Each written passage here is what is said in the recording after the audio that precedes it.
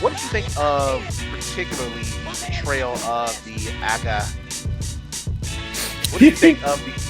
What did you? Let's call them what The the. Dora Let's call them Milaje, should we just call them that since you know how to pronounce basically it? because You that gonna was put some respect something on those that's words? actually been And good. that's why all of this is just it's a lot of it's mixed to put it kind. It's been mixed reception wise. Like To be woke is to be aware of what is around you. The sufferings of others are included in that. How your actions affect other people are included in being woke. We got we got grandma over here undercutting the parents. That's what we got. Grandma was sitting there hitting the fucking. Hit she was that chilling on the weed lava right I now. floor. Left, man. She was in a good mood. Grandma was. Yeah, grandma was. Grandma That's looked basically cool. isn't that how grandparents are history? Like, they ain't my kids. Let me be wild. But it also has given places where we can actually utilize it for journalism. We can use it for protest. We can use it to be able to get ideas to kind of coagulate a little bit better.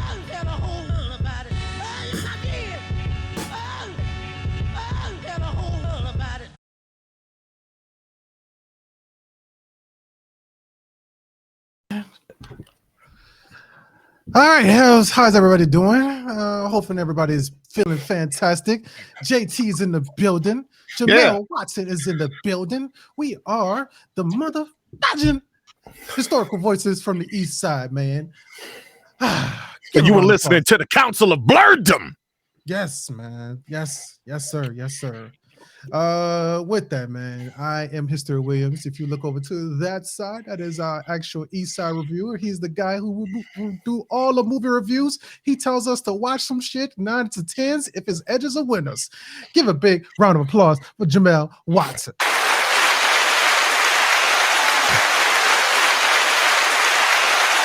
He froze. Oh God, JT froze. Okay. With that being said, man, the guy right there below, he is our vocal coach. He is our voiceover artist. He is a guy who sits there and says something smooth and sultry as he pretends that he is Bane while breaking Batman's back. Give a round of applause for JT, aka Jonathan Thompson. No one ever cared who I was until I put on the mask. Well, all right, man. This was a pretty decent week for a lot of y'all so far. So how's everybody going so far? How's everybody doing so far? Tears of the Kingdom, dog. TGIF. That's what's up. Yes. That's the easiest way to say it. TGIF, but also Tears of the Kingdom. And also TOTK. Yes. Fair enough. What does the TLTK means? TOTK, Tears of the Kingdom. Okay, fair enough. Okay. Yeah. Talk. Tactic. Tutukan. Tutukan. All right, with that, man. All right, speaking of Kukulkan. But that's why I was joking. It's just like Tutukan. All right, go ahead. But speaking of Kukulkan, what's up? Oh, I saw a comic on Planet Jobin. Gotcha. And it was a comic about Doom. Doom was going to marry this bro, and she was like, "Yeah, but I got to tell you, Doom, I don't want there to be no secrets. Mm-hmm. I slept with Johnny Storm." And he was busted out laughing at the wedding, dog. Just busted out laughing at the wedding. So disrespectful. Hilarious. But that was funny to me too. And I was like, "Who's this laughing?" Oh yeah. It's so fucked up, man. Oh God. I can only picture like a Chris Evans, like Johnny Storm just laughing at this shit. This will be hilarious. We don't talk about the Michael B. Jordan like Johnny Storm at all. That was the worst casting choice. Movie. Just movie. They got the thing right. But movie. It was bad. It should have been right with Reed Richards as well. It should have been right. But it doesn't feel good. I mean, Reggie Cathy, the late great Reggie Cathy, was okay as Dr. Storm, but that movie was was just a bad movie. Agreed. Top to bottom. Doom None was of bad. them. So Hold on though, because we haven't really talked about these old school Marvel films at all. We ain't talked about Blade. We ain't talked about the Fantastic Four films. We should go back and we should watch them mugs. And because I'll tell you what, Blade 1 and 2 was pretty good. Yeah, I go back and watch Blade 1 and 2. If I got to suffer through the Fantastic Four movie, I'm gonna just say this: Silver Surfer. We are about to find out if we do that. We gonna have to have people gonna have a come to Jesus moment with them X-Men movies, because especially that first one. What was Yeeshi about that first? Can you be more specific? Yeah, because that movie is bad. Like, I'm sorry, but I'm sorry. That movie's bad. For what reasons in particular? Vaccine, because we know it wasn't top notch. But I think that the plot was nonsensical. I think the only thing that they got right was Hugh Jackman as Wolverine. It was a risky cast. He isn't like Wolverine in the comics, but that's a risk that paid off. I think the plot was nonsensical. I think the usage of some of the characters was awful, particularly, and this was just the trend of that trilogy. Cyclops was horribly botched. I hate the whole Wolverine Jean Grey love story that really wasn't a love story, because it's like, how was that a love story? These motherfuckers barely interacted, barely get to know each other, period, throughout that trilogy. I am not a fan, especially of that first one, of the finale. I think Magneto's plan is idiotic, and I think that's the worst that Ian McKellen is in that entire trilogy, is in that first one. I can go on, but yeah, if you want, we can revisit that trilogy, and I'll be honest, I think the third one's better than the first one. Ooh, you think X-Men United is better? That's a little hot take that I got. You are wrong. Let me tell you. The only good thing about the third one was the mutant powers. But you talk about The Last Stand. Yeah, The Last Stand. United is the second one. Yeah, which was X2 X-Men United. X2 X-Men United is the good one. Yeah, yeah. So listen, I really liked Wolverine's part in the first X-Men movie. I thought the Hugh Jackman casting was good. I didn't think the first Wolverine film was good. I watched the bootleg of that Wolverine film before they had finished all the special. You know what I'm talking about? Yes, you know what I'm talking about. Right. Work in the chat if you didn't watch the bootleg of the Wolverine before they did the special effects. But then the thing is, you go watch the movie in theaters, or you go watch the movie when it comes out, and it didn't even look that different. The special effects were that bad. Like, all they did was color the little silver guy. Part of it was rushed because of the writer's strike. Like, that's a reason why that movie was gonna be bad anyway, but the writer's strike did not help. Look, no, it didn't have to. Hold up, bro. Full stop.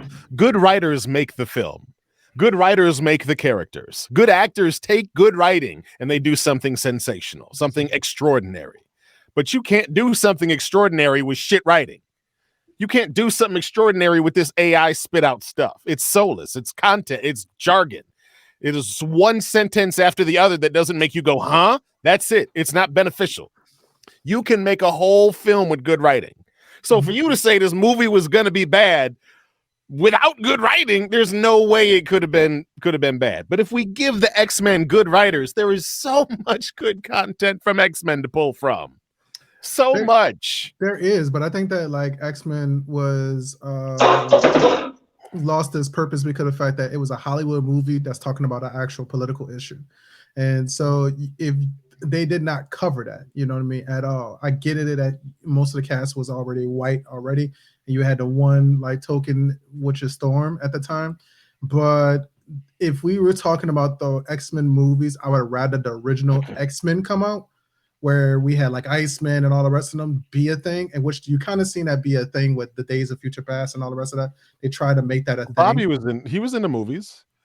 Who? Bobby. He was in all three of them. Don't you remember him freezing the cup? He froze the cup and then they dumped it over, and then they figured out him an actual X-Men. He's a prominent X-Men figure, not the same way as him being a student. The student one is the modern. You're talking about the founding members. Yeah, gotcha. Not the high school kid, the student there. I see. Yeah. So if Founding Five, Beast, Angel, Jean Grey, Cyclops, and Iceman were the founding five, the original five in the comics. And Iceman was a pretty capable individual too. So to make him a kid was really a cop out. Just saying. Correct. He was proficient with them ice powers, sliding around all over the place. They wasn't ready for him. Yeah, they wasn't ready for that. X-Men: The Last Stand also. That's probably the best that Halle Berry was as Storm in that whole trilogy, and Magneto is really good in that third one too. I'm just saying. I think that again, I mean, they made the big mistake of trying to make an X-Men movie without following what a lot of people probably was looking forward to, which was the animated series X-Men. There was no Jubilee in the first one. We did focus on Rogue, and Jubilee is trash. But still, nonetheless, I will die on that hill. Jubilee from X-Men the animated series is trash. Period. But she was part of it, though. Yes, she was. Oh, and she was up in there doing her best. She just sucks. Yeah, no, and I'm not knocking that, man. But yeah, and also on top of that, from the original X-Men, I thought Angel was also original X-Men too. Yeah, I said that. Angel, Beast, Cyclops, Marvel Girl, aka Jean Grey, and Iceman. Yeah, Marvel Girl. Yeah, these old school names, y'all, they're horrible. It's wild, bro. So I think that they should have did the original continuity, or they should have just doubled down on the original animated series shit. That's what people were I'm pretty sure that's what people were looking for, especially if we're talking about this whole relationship between Wolverine and like Jean Grey. It would have been really, really nice if we would have had like Magneto be like a Thanos in the background, not fucking just show your whole hand on the first movie. I feel like that was really, really bad that they did that. They got the Magneto casting right though. Magneto and Professor X were fabulous. Yes. Now I like the old animated series. Come on, Charles, because big old booming bass. But Magneto is all about mutant superiority, and I think they did a good job writing that Magneto out. But like for him to need in movie number one, for him to need Rogue to copy his powers to make this machine work, sounds to me like he just needed a better engineer. And it's true. But I thought the purpose was because of the fact that Rogue could amplify the powers significantly more. All he had to do was just move the thing over the people magnetically, turn the machine on, short range, less power required. Turn that mug off, uses power. Back. Oh, yes, that's all he had to do. Instead of he gonna sit over there at the statue and try to squeeze out every ounce because he ain't got the range. Just pick that mug up and move it, dog. What are they gonna do? Shoot you down? That's true. I just think that like it was because of the fact that he needed to amplify the powers, and if you amplify the powers, it was going to kill him or something like that. So that's why you see that was because he had to use so much juice for the power to reach. It had to go all the way over to the other island from the torch. Yeah. And all he had to do was just pick the torch up and move that mug over there and then do it from the torch, close range, less juice. You're stupid. You're stupid for not doing that, Magneto. Fair enough, man. Fair enough. Yeah. So anyway, they failed on him being a brilliant tactician. And they also really kind of failed on like how coordinated the X-Men are because of the telepathic connections between them. Yeah, they really didn't do a good job. We hang out in Jean's headspace. You know what I'm saying? I agree with that. They did not do that. I think get on it? I'm sorry. Well, we got on it. Fuck, I don't know how we got on it, but it was a deep goddamn conversation. I appreciate that conversation because Lord. Keep going. I like the X-Men movie, man. I like them, but I think the part is that we got to remember that those movies were good because of the fact that we were fucking kids, and that I feel like those movies, even though they didn't want to say it, they were advertising those movies to kids. So absolutely. That's what that movie was. That movie was trying to appease to the little 8, 9, maybe 12-year-old in you, and you're like excited about the fact that you get to see Magneto uses powers. Oh, Wolverine stabs a person. And so, Wolverine curses. He did the middle finger with his claw. That's what that is. That was a appeasement to kids. They cooked Cyclops. That was fun. But that was how it was written, bro. You gotta accept that.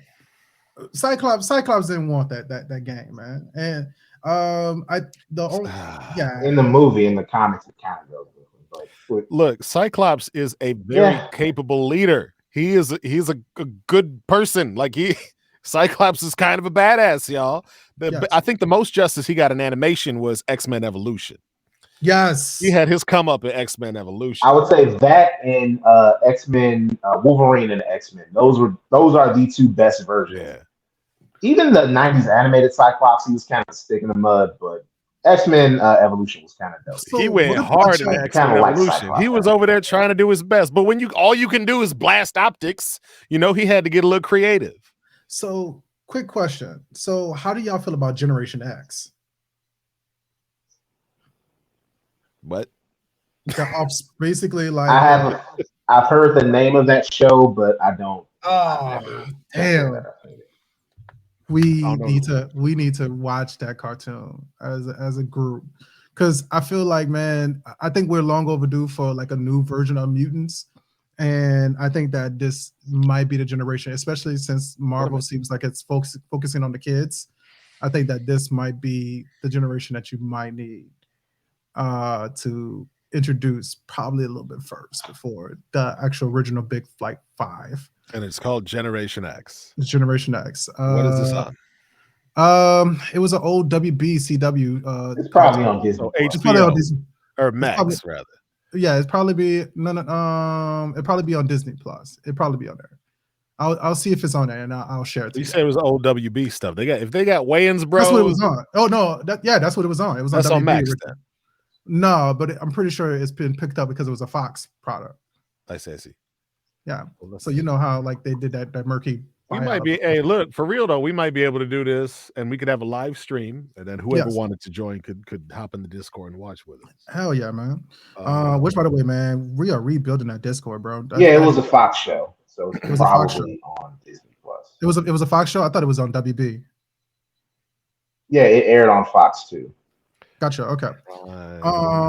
But yeah, if you look at Generation X, man, the squad is so dope in that, man. It's a really, really good, decent, like the storyline, the cohesiveness is there. It's just the fact that like they didn't have a lot of time during that. Or special effects. Or it's on Disney Plus. Yeah. Now with that, man, speaking of a lot of time, let's talk about our Velvet Freight Train of the week, man. Who feels like she still didn't have a lot of time, bro, for who this is. So let's talk about our Velvet Freight Train, which is the great Miss Tina Turner, man. So we unfortunately lost Miss Tina Turner, who passed away at the beautiful age of 83 years old, man. After we have already did a review of the actual What's Love Got to Do with that as well. So the actual representative said that she passed away from natural causes, and she lived a long life in Sweden with her new husband as well. So big shouts out to this beautiful woman. She definitely deserves to be called a Velvet Freight Train because of not only because of the fact of her contribution in music hands down, also, but because of her contribution to the actual idea of overpowering the actual trauma that you had in your possibly toxic relationships out there. So with that, man, I'm gonna ask a simple question like this. JT, after we had did What's Love Got to Do with, turn that track down, bro. Okay, so you gotta turn that down. Yeah, it was too loud. Yeah, just good. The whole time. Yeah, the whole time. You might need to redo that speech, bro. Right. We might have to do that, redo that shit. You might have to redo that speech, bro. That's okay. So we lost Tina Turner, right? And so what I'm going to say is this, man. So we did lose Tina Turner, and she not only had contributed, not only through her music, but also because of the fact of her life when it comes to actual talking about domestic violence and overpowering that past trauma itself. So we reviewed the movie What's Love Got to Do with It after knowing all the stuff that's possibly happened inside of that What's Love Got to Do with It compared to real life. What was your outlook of Tina Turner after that review? JT? I mean, Tina Turner is an influence on me because I listened to her when I was a kid. Listened to her actually more than when I was a kid than I do now. And I always thought it was cool to have this, kind of badass, brass, raspy voice up on there, and just, to be able to go out there and scream so elegantly. What a great voice. Yeah. So, me being a voice guy, that caught me, that captured me. I was captured up in her sound, man. And she could. I remember watching, I think it was 60 Minutes or something interview with her, man. And just listening to her talk, it was like, this woman has experienced things I'm never gonna experience. So I need to listen, because this sounds new. Anyway, that was the impression that I got from Tina Turner. Yeah. So watching the movie didn't really change that much. You know what I'm saying? Because the movie was about Tina. I think having her at the end of the movie was a nice thing to let you know, oh, by the way, the real one go like this. Yes. And that's the one that sticks with me, not Angela doing her. Yeah, and a lot of people get kind of stuck on the Angela Bassett aspect of it. Even when we talked about what Jamel posted a picture of Lawrence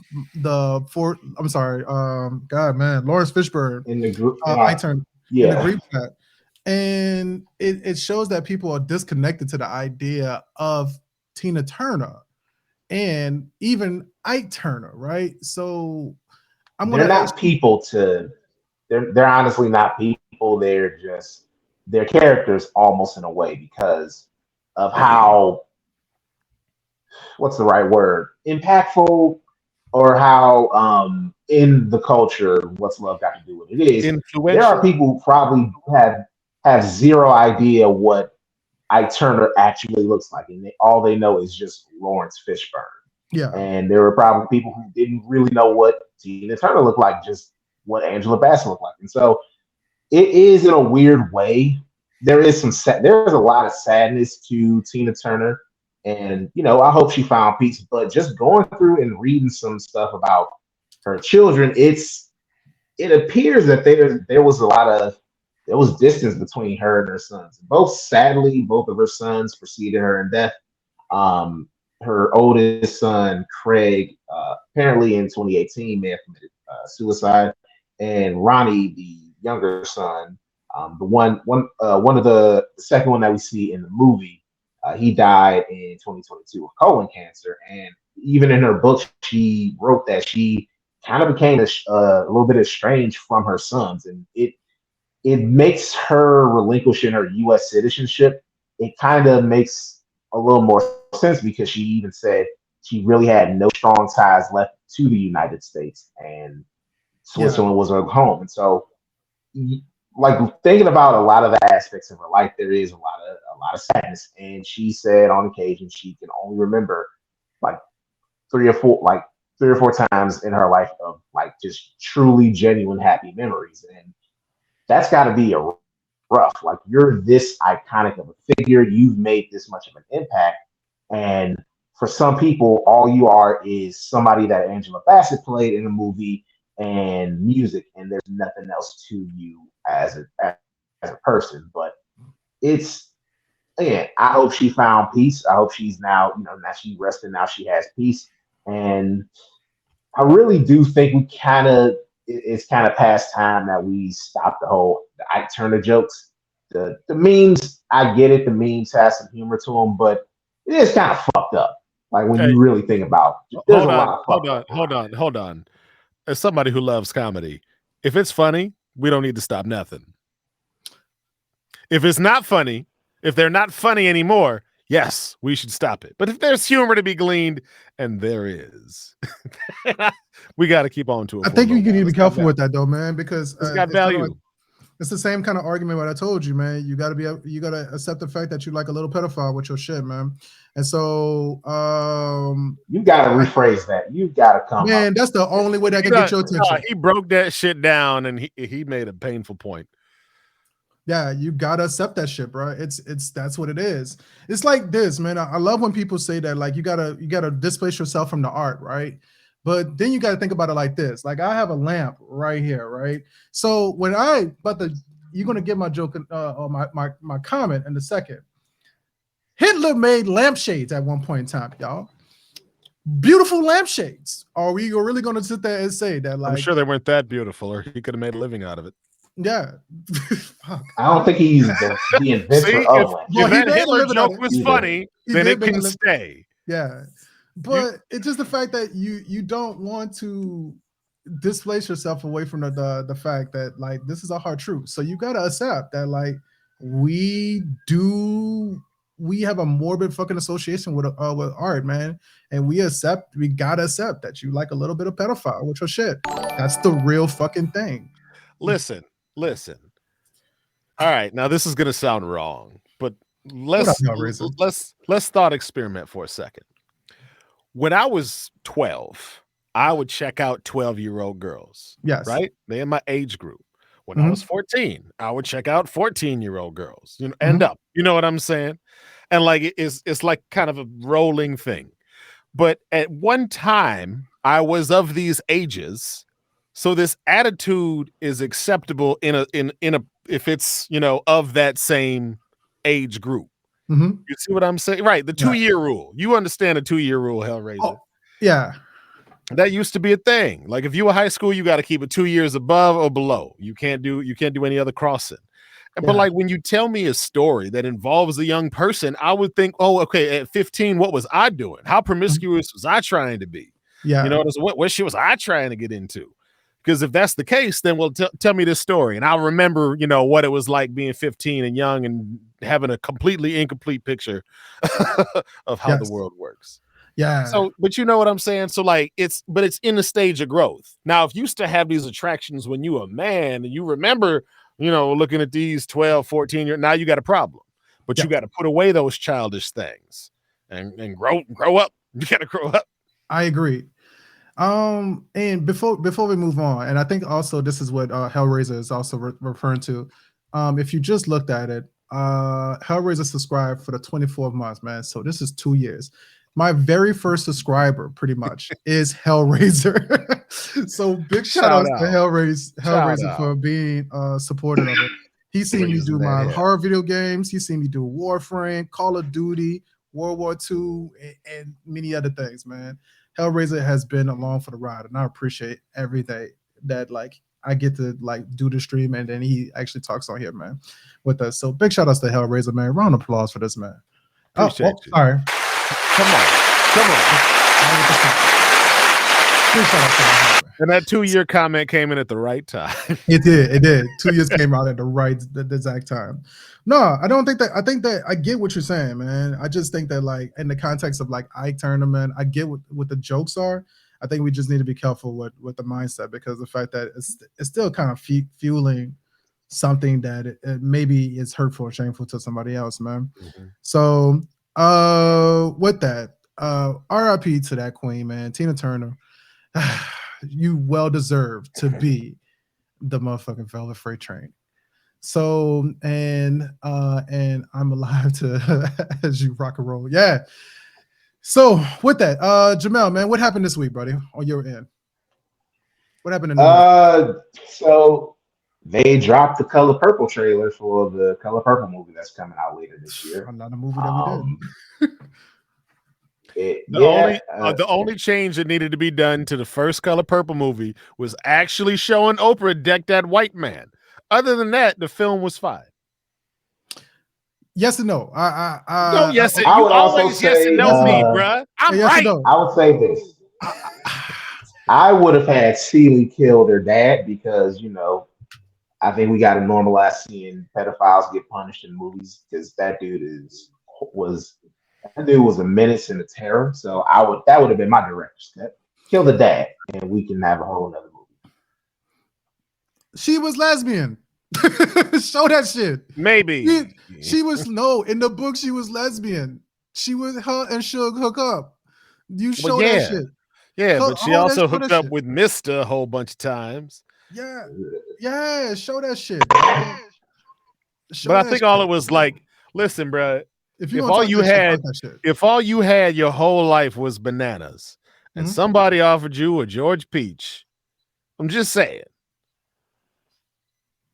You know what I mean? Mm-hmm. So she bit the other fruit. Just show that shit. All right, who's playing Suge Avery? I don't know. I don't know. Suge Avery is played by Taraji P. Henson. In the okay, yeah, I understand. Sounds about right. Fantasia, yeah, I understand. Fantasia and Taraji. I don't blame her. But I'm saying Fantasia gonna be. She gonna really okay. Fantasia She's gonna be is, Celie. She's gonna be Celie. her own Celie. Which makes sense because she plays Celie that's in the Broadway. gonna be a loud ass movie. That's like the Cisco and Casey. Who? Yeah. All right, we got Danielle Brooks. She's gonna be playing Sophia. Look. Here's the thing about that movie. If you really wanted to feel old school, then you can't be using no CGI. No. So we gonna see how good their little town is. They go out and build. Because I tell you what, that's one of the reasons certain movies hold up is because they went out there and built these big sets. Correct. And it looks real because they built it. You know what I mean? Yes. You don't get that a lot anymore. You get CGI stuff and like, oh, they got we'll put a horse in a carriage over here. Nobody's actually doing anything. It's just a bunch of folk walking around to remind you that there are other people in the world. But you put real breathing people up in that scene and just tell them, all right, go live your day. We're going to record. Don't look at the camera. All right. All of a sudden you got something that just feels better, feels real. And it holds up over time because you don't have any cheap CGI stuff that gets called out anymore. Yeah. I'm gonna be honest. This cast is looking, this cast is looking pretty good. We got Fantasia. We got Taraji. Hey, let me ask you a question though. She's Sophia. Jamel, who's making the money off of this movie?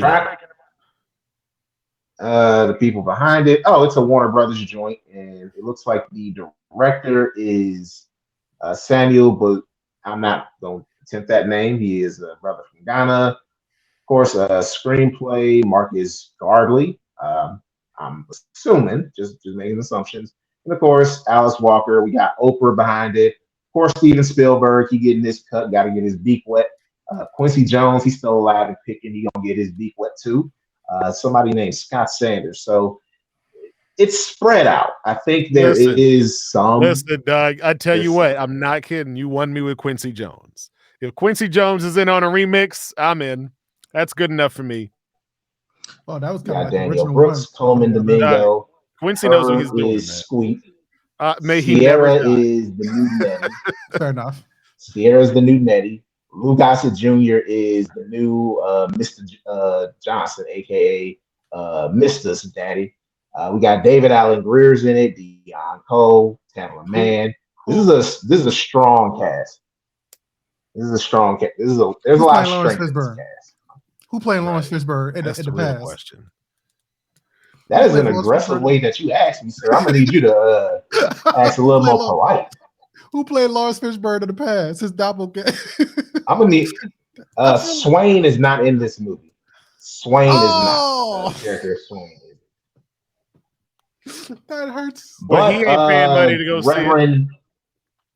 Reverend Avery Suge's dad is in this movie, so I'm guessing they're gonna explore more elements of the book that were not present in the original film. Yeah, you can't do that with David Allen Greer. You can't do that to David Allen Greer. Unfortunately, actually, let me correct myself. You can because he's a fantastic actor. Big Sick. He can pull the dramatic stuff off like David Allen Greer. So the skill I'm not doubting. Is just it's gonna be a little rough seeing David in his light. So yeah, Color Purple. That trailer dropped this week. Of course, we got some gameplay footage from upcoming Spider-Man on PS5. That's looking dope. And we got a little more news on Mortal Kombat 1 that came out. But those are the bigger stories, and that's kind of what I've been on the. Wait to host tournaments again, man. Can't wait. Cameo fighters, everything. Can't wait to host those tournaments again. Go ahead.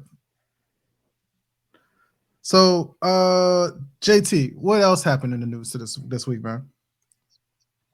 What else happened in the news? Yeah, what happened? I thought JT posted something as well. Who posted about Marjorie Taylor Greene? Oh, where she called for civility and Democrats laughed at her because it's Marge Green. That's really weird accent for that. It's basically, hey, it's like Freddy Krueger asking for people to be sensitive towards children. Yeah. Like My man, you know what you do. eat them.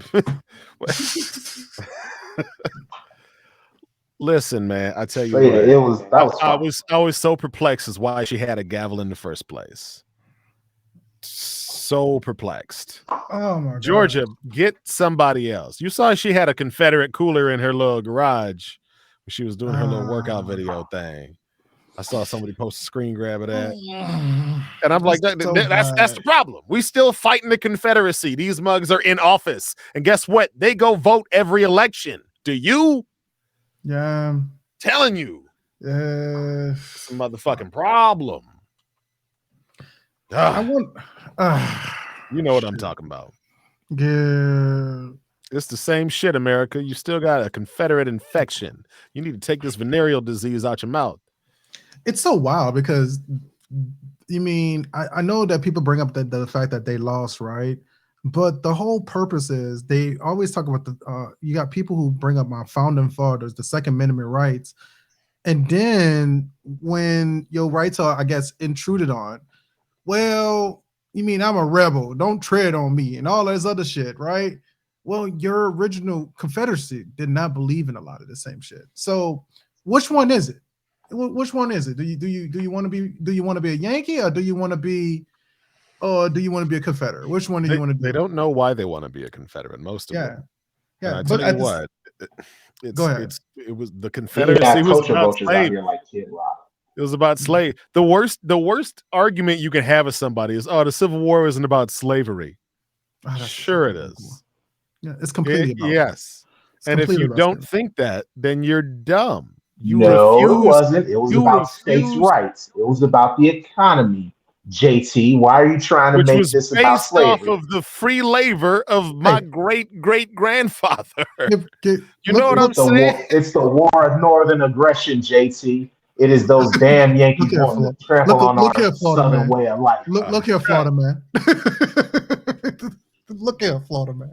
You better stop that nonsense right now. Go back to your Gators and your panhandle. Can we just cut Florida off from the Union? Can we just Yankee? Man, Disney gonna leave and they just gonna bomb that mess and just have it is the away. Stupidest thing that they're beefing with Disney. Like, I'm not even a Disney supporter. I'm not for the corporation, but bro, Disney brings Florida money and they're pissing them off. And so they must. It gets to Disney the point must can command 10% of America's GDP. Get out of here!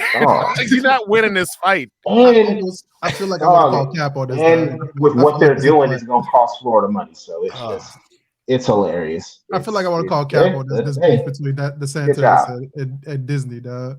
Why do you think it's bullshit? I want to call. I feel like a part of me is there's two reasons why I feel like I want to call cap on it. One reason why I want to call cap on it. One reason why I think that it might be right is because of the fact that this is even your webcam looking at you sideways, dog. Yeah, go on, like, hurry what up. the fuck. So I call because I feel like Disney is evil enough to plant a seed to make this shit happen, so we can feel sorry for a lot of these copyrights and stuff like that, so they can get more power in some form or fashion.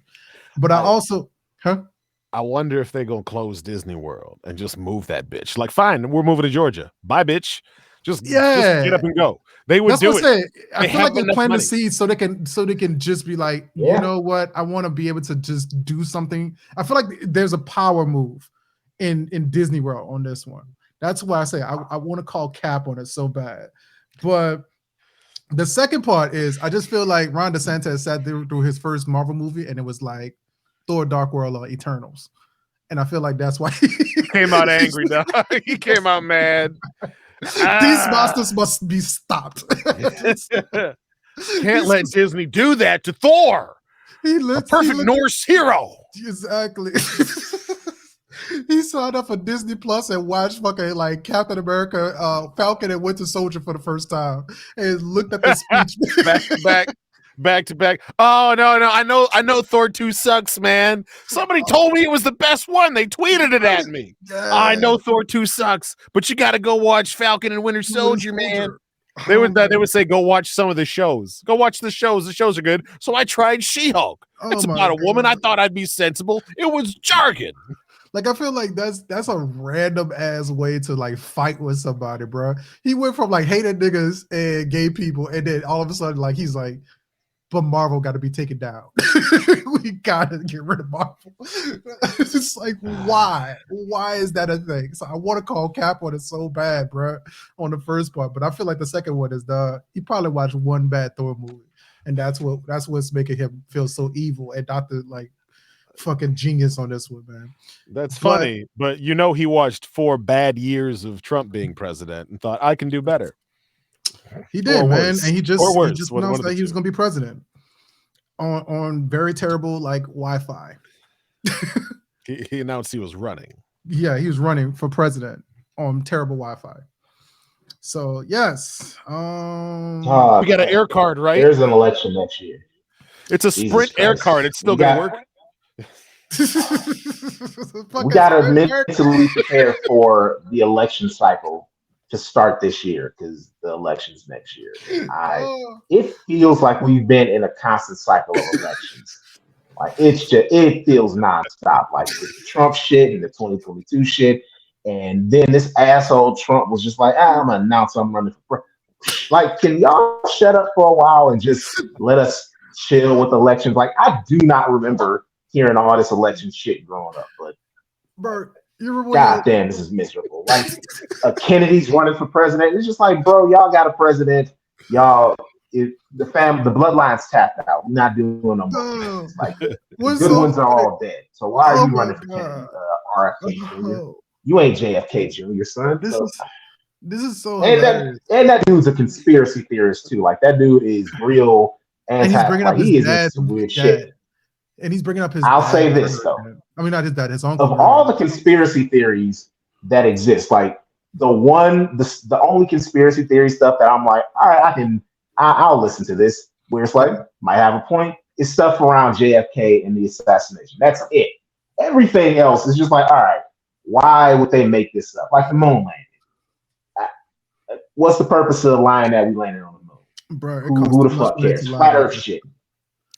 But like the JFK shit, I can believe that there's a whole little cabal who might have killed JFK. I can believe that. Yeah, like that's the one where I'm like, y'all might have a point. I don't see the point of electing a Kennedy unless he's going to finish what JFK started. Yeah. HisStory, fix your webcam, dog. Turn that autofocus off, bro. It is betraying you. I know it is. It ain't getting that stubble right at all. It's disrespectful.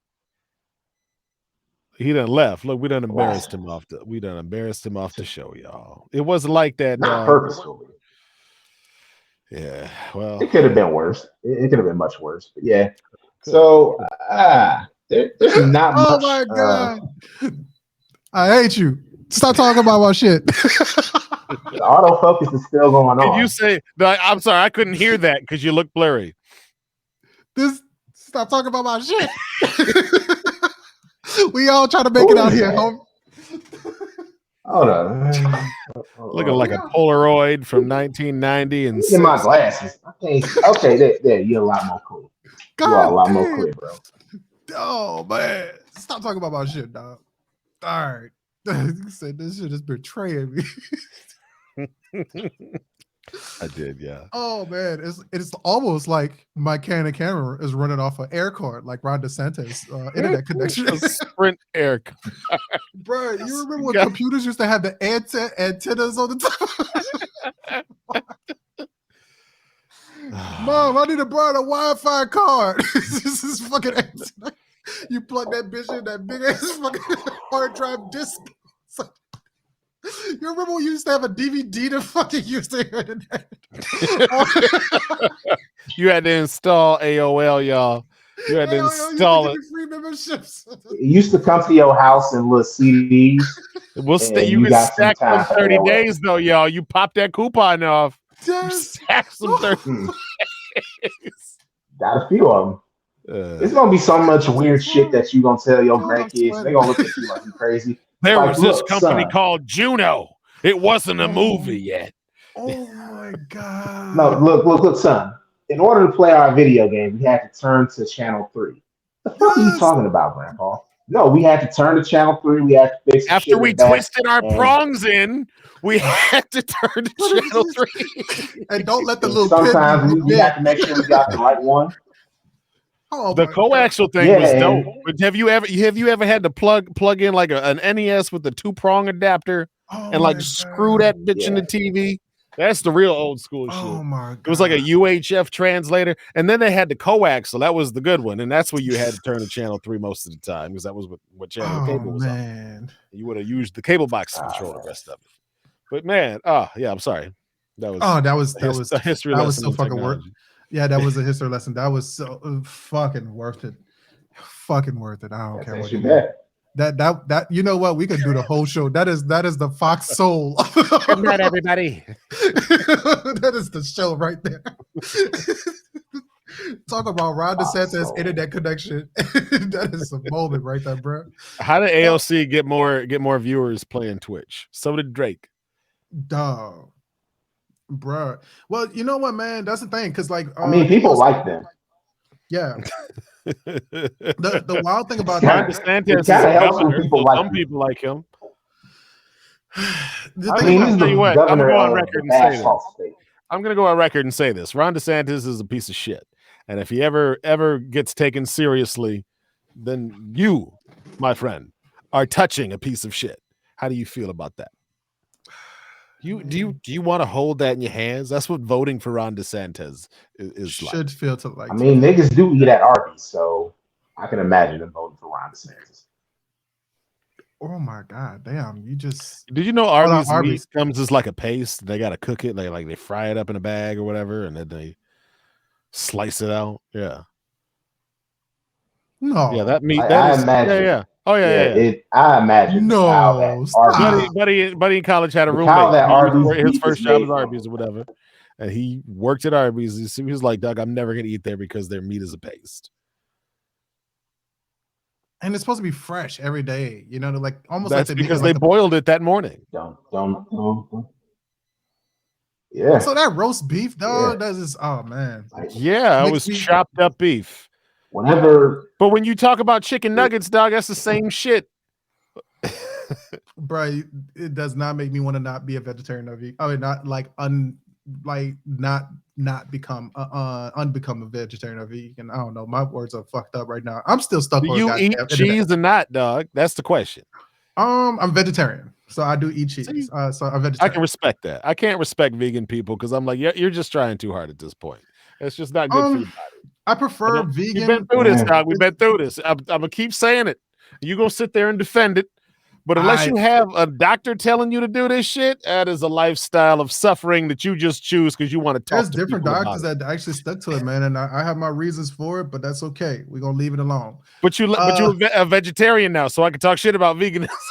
You can talk about it, yeah. It's because of the fact that my kids are hard to feed, man. Look, now just enjoy your cheese. Cow udder secretions are delicious. If you don't call them that, the cow titty milk, as Mel was I saying. need some suffering. I need some suffering with my food. I'm sorry. It didn't have a mother or father. I kind of don't want it. I prefer to eat vegan so much. Dog, so you're okay with tomatoes then? Who, me? Jamel. Tomato had a parent plant. Yeah. I mean, I don't fuck with tomatoes that much. Like honestly, I don't even fuck with ketchup like that. To be quite honest, ketchup is just sugar paste, dog. For real. You ever seen how much sugar is in ketchup? It's nasty. Yes. Get a sugar-free ketchup, and all of a sudden you're like, this doesn't taste sweet, and that's it. You don't even think it's nasty. You just notice like there's not a ton of sugar. No, I used to when I was a kid, dog. I took the ketchup and I squirted it in my mouth. That's how much sugar is in ketchup. It's a reason why I want to start traveling internationally because that's the one thing that people consistently tell you is, oh, you'll notice how shitty American food is by the way that you eat internationally because of how much chemicals, how much processed our food is, the amount of sugar, and it's just like, damn, like the way that Italian people eat, like with all the pasta and shit, and it's just like they're not as big as us, and it's just like, oh, it has to be like there's something in the food that's kind of because they're not processing all of their carbs. I really want. You know. Yeah, but I really need some processed food right now, so we can move. We can move subjects. I kind of need that. It's kind of like crack, basically. All the I sugar mean, and the it is it is true though, man. But also like speaking of that, bro, like the wildest thing is about how much is advertised to us. So for example, like you talk about like the processed food, like I mean, you have full movies that do product placement for that. So no, you're not wrong. It's not like crack. It's just the fact that like a lot of these medias are doing product No, I placement. said it is crack. Yeah, I'm about to say It is crack. Salt and sugar are pretty much crack, dog. Legal crack. There's so much legal crack that we have in America that we just don't. Yeah, we don't acknowledge. Like tobacco. Tobacco is now starting to get stigmatized because maybe we're changing, but tobacco, alcohol kill people so much. But we don't want to really talk about that. Sugar, probably the most addictive and has so many bodies on it, but we really don't get into it like that. But man, I want to fight it sometimes, man. But it's very true because like one of the things that was hard for me to switch over to like doing full plant-based and shit like that was the fact of having to get over like the idea of old school foods that my family used to eat. So obviously switching over from honey to agave, that's a different fucking breed by itself, especially when you do it with syrups and shit like that. Even thinking about like your ice cream, man. I didn't realize how much eggs and fucking sugar was in ice cream. A lot of people don't realize eggs is in your ice cream. So I mean, it's wild how much like the processed food is and how much is advertised to us to make sure that we stay addicted to this cocaine or this narcotic that we call food. This subject question is kind of going to come out of left field, but it ties back to what we were talking about at the beginning of the show. Avengers or X-Men? Who do you think in a team versus team battle, all iterations? Who would you have? I saw my man posted this on Facebook, and he picked the Avengers. I went with the X-Men, but who would you pick? Avengers or X-Men? In a straight team head-to-head. You say all iterations? If it's all we not include like it's not restricted to the movies or comics, just Avengers or X-Men, like top Avengers team versus the top X-Men team. I'm gonna say because that's a hard question to answer because of the fact that even Wolverine was a Avenger from what I remember. There was a couple of X-Men that became Avengers, so that's a hard question to answer. But if we're going based off of that, then I guess maybe fuck. I'm going organic. Let's go X-Men. I'm gonna go X-Men, and the reason being is because of the fact that like even go ahead. No, I was gonna say I went X-Men too, mostly because Magneto's X-Men in a lot of iterations, and when you think about the Avengers, a lot of they dudes have metal. That's what it's just say. It's just like Magneto can kind of handle a lot of y'all, and because Magneto's so nice with what he does, he can handle multiple people at the same time. Like even somebody like Ant-Man, his stuff, like his suit is made out of metal, and if he catches Ant-Man, he flicks his ass with his magnetic power. If Ant-Man stays small and crashes into some shit, that can kill him, or if he gets big and crashes into some shit, that can hurt him real bad. And we saw in comics, Mjolnir can be manipulated and just be like, nah, we're not gonna have that, Thor. So so Thor basically is just a strong nigga, and there's plenty of strong nigga mutants. So I went with X-Men. Who would you go with? I would say X-Men, man, but I would say I'm gonna name some low-level people because a lot of people don't realize that like Scarlet Witch is a part of that universe as well. So if we want to just go with Scarlet Witch by being associated with the X-Men, hands down, she's gonna eat them boys. If you want to talk about, she's also Scarlet Witch and Quicksilver. They're more associated with being Avengers, and so I didn't count them as like they. That's what I'm saying. Like I think that's a hard question. That's why you ain't got to turn my shit off when I leave, dog. Let them miss me a little. Let them know I'm here, but I ain't here right now. That's why you're gone. You mean that's what it is. I mean, you keep my space. You see me here. You see the waves sailing, take me away. Come on, we up in this piece. Let them know I'm still in this mud. Well, you still are. That's why it's there. It's just the fact that because that empty space is there, it's still there, man. Because I could go Let it be. I could just Let go it like be. this. Let it be. Yes. This is terrible. Don't you see? Yes. We're all pixelated. Let it be. Yes. So with that, Yes, let it be. That's what I'm saying. I'm trying to get you to let it be. Yeah, and I would say also I mean, if we talk about low level ones, we can also talk about Nightcrawler. Nightcrawler was really good at that job. You know what I mean? Espionage all by itself. My guy, hands down, is Morph. If you put Morph in front of any of those fucking people, Morph has the ability to change his abilities and his powers strictly to whatever being that he wants himself to be with. And so if you put Morph against Captain America, he's going to match his energy, his strength. The same thing when it comes to everybody else. Rogue would absorb all those people's powers. The only other thing that I can think of, and you can't even say Captain Marvel because Rogue got her powers from Captain Marvel. Mm-hmm. So I mean, I can't wait for that to happen. That should happen. Absorb the shit out of it. Another reason why I picked X-Men was if it's taken out to take out the Hulk, you can have basically Jean Grey and Charles Xavier tag team mental fuck with the Hulk to either turn them against the Avengers or give them a massive brain aneurysm. No, dog.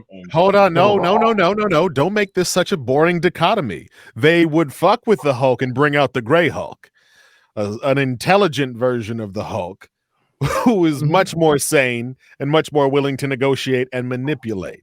That's where things get interesting. He's no less strong. Yeah. That's it ain't an either or, bro. There's growth in here. You know what I'm saying? It ain't stop the Hulk, turn Hulk off. You know, this is a death battle. That's kind of how it was framed. And the best thing to do is kill the stupid Hulk and then never have to see Professor Hulk again because we have a proper Gray Hulk. Fair. Yeah. Sorry, you know this. The Hulk is a touchy subject for me, y'all, because he been getting abused in the cinema the whole time.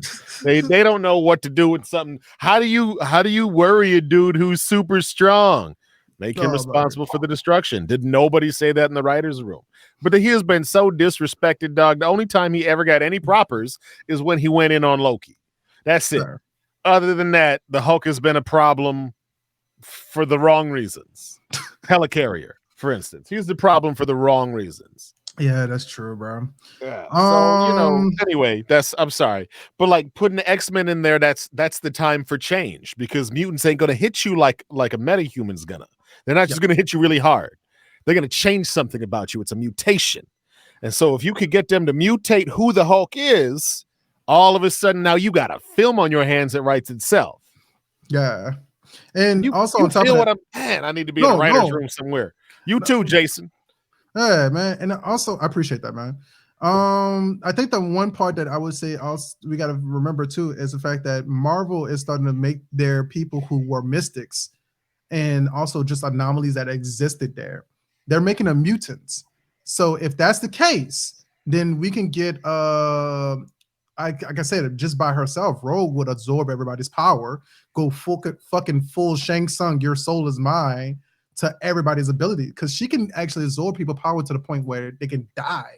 That's what happened to what I think his name was Henry Marvell, who she got her powers from. That happened to it was Miss Marvel. It was Ms. Marvel got her powers from Miss Marvel. Marvel, yeah. Captain Marvel. Captain Marvel, yeah. So I thought the comic book was though she got it from the shitty version of the character. Yeah. There's only one good Captain Marvel, and it's Billy Batson. Yeah, and then also on top of that, fuck, man. Man, I think Brie Larson is decent. But then also on top of that, I want to say Monica Rambeau. She technically counts as an X-Men, from what I remember. So you got her. I mean, that's why I say that's a very, very, very murky question, man. Look, bro. Here's the problem. You're already giving Disney, in the heat of this writer's strike, more credit than they're worth. Yes. What you have just pooped out is going to be better than any of these new douchebags that they go in and hire for minimum wage off of Fiverr. Yeah. All right? Monica Rambeau has never been an X-Men. She's never been an X-Men? No, But like, it's such a Nope. cop out in She's a not the world of Avengers. superpowered people. It's a very big cop out to say, all right, now all of a sudden anybody who's got any kind of powers is a mutant. Mhm. Because in a world of superheroes, you can try something and become a superhero.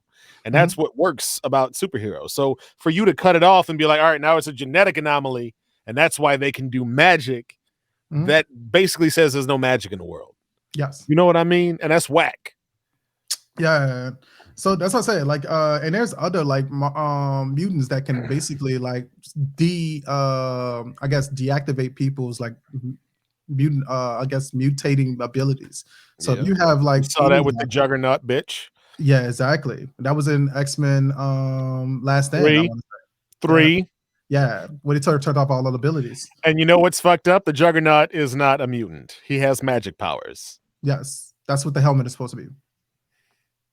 Yes. He got a stone. Was it a stone? Look, It's a gem inside him. I can't think of the name of it, but it's a gem inside him. That's what gives him the powers and ability of the Juggernaut. Oh, the helmet was supposed to be also the helmet was supposed to be. It protects him from mental. It protects him from X-Men. Yeah, because Juggernaut is a much stronger character in a way. He, like a lot of characters in these movies, downplayed from what he was in the comics. Vision is still the most confusingly like weakened character between movies. Like, dog, there's no reason why Vision is not the most lethal assassin of all. He could have just he should have just rolled up on Thanos. Like, bitch, I'm phasing through you. And Thanos is like, oh, I got a stone for that. Bam, you're back here. And then grabbed him. That would have been some shit. But the problem with these Marvel films is they really don't explore characters' powers. We don't get no scene like Spider-Man figuring his go web. You know what I'm saying? We don't get scenes like that. And so because of it, like, they don't really have hard caps, power caps, actual definitions of their power. They don't discuss how their power works in these movies. And so because of that, they don't get no intricacies that make cool things happen. Correct. And I think X-Men need to make sure to bring that in because it's about genetics. And if you can tweak them genetics a little bit, you can do a lot of fun stuff. Correct. I think also that's why kind of like the downfall of Marvel's Avengers initiative per se. It's because of the fact that like you look at X-Men has a little bit more touch place with the reality and being able to explain why this person may be weak going against another person. So the reason why you have like Magneto, Juggernaut having the helmets that they have is because of the fact that they don't want to be tapped by Jean Grey as well as also Xavier. Whereas we look at like, for example, Scarlet Witch, she touched their brains and we were like, how do you turn this shit off? Why? Oh, how? Punch them really hard. That's the only way you get them out of their trance. That's such a fucking like I'm angry at my TV because it's staticky kind of like solution. Just punch them really that's hard. a channel. That's you set your shit to channel 3 problem. You just hit it really hard. Exactly. That's the analog thinking. Yeah. So but this is some digital wizardry. You know what I'm saying? Exactly. So that's probably why X-Men seemed like it was the far superior product, because of the fact that it did a good job by being able to explain everybody's story without having to worry about this long exposition in each piece of like content. Oh, Mystique, turn into this person. Well, I can't because of the fact that if I turn into this person, I'll get stuck like this. I can't replicate their eyeballs. I can't replicate these particular things. And she leaves it at that. It's not a like I'm going into a deep dive of that backstory. And that's kind of a weird thing. But with that, man, we got to talk about our movie this week, man. It's been kind of unchanged on this one. We went really deep on to like this conversation about Marvel and DeSantis. But with that, Jamel, before you leave, man, and tell us, what is our movie of this week, man? What is going to be our Eastside review? The movie for the week is going to be from 2016, Southside with You. Essentially the story of Barack and Michelle Obama's first date. I unfortunately was unable to watch the movie, so I'm going to take my exit for the week. I hope you guys have a great rest of your night. There are some things that I need to take care of. Peace and We will history. see you in 2 weeks, JT right? will 2 reach weeks, y'all. right? Yep. Oh yeah, I'm gonna be gone next week as well. So 2 weeks. What's our theme for June while I'm here? What's our theme? Likely 40 acres and a mule. We did. Yeah. 40 acres and a Okay. mule. I had to. Do the I'm right glad I thing. asked before I left. Cool. Yes, the Spike All Lee right. one. So yeah, June we're doing all Spike Lee joints, 40 Acres and a Mule. So yeah, I'll let you guys know what movie I do within the next week. But take care. Peace. Stay dope, stay amazing, Hope man. everything's well with you, brother. Yes. Thank you. Peace. Oh, I can't wait to beat you in this week, by the way. Yeah. He wasn't gone. Yeah, he was yeah. He knows what it is. He heard you. Yeah, it's gonna be a problem, huh? Yeah. Was it because he said wrestling wasn't real on the island of irrelevancy? I heard that. Yes. So And you're like, no, my immersion. I'm okay with that, man.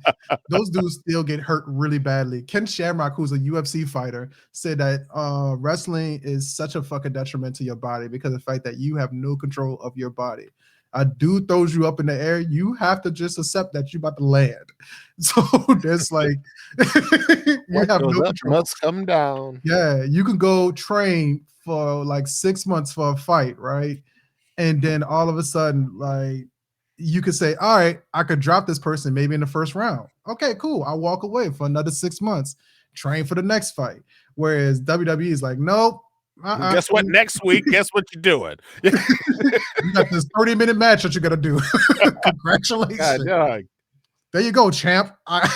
So, yeah. So how his wrestling changed since Vince? No. We're on Southside. On the movie, man. We're on the movie. Southside with you. Let's stay.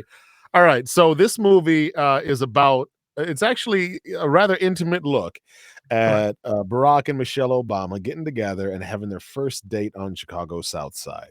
Yes. The movie starts and they're both getting ready for the dates, talking to their loved ones about who this person is. And then they get together in Barack's absolute beater of a vehicle, talking rusted out, bottom. Michelle looking at the street going by as he rolls down the road. He's smoking with cigarettes. You know what I'm saying? Yes. And so let me ask you this.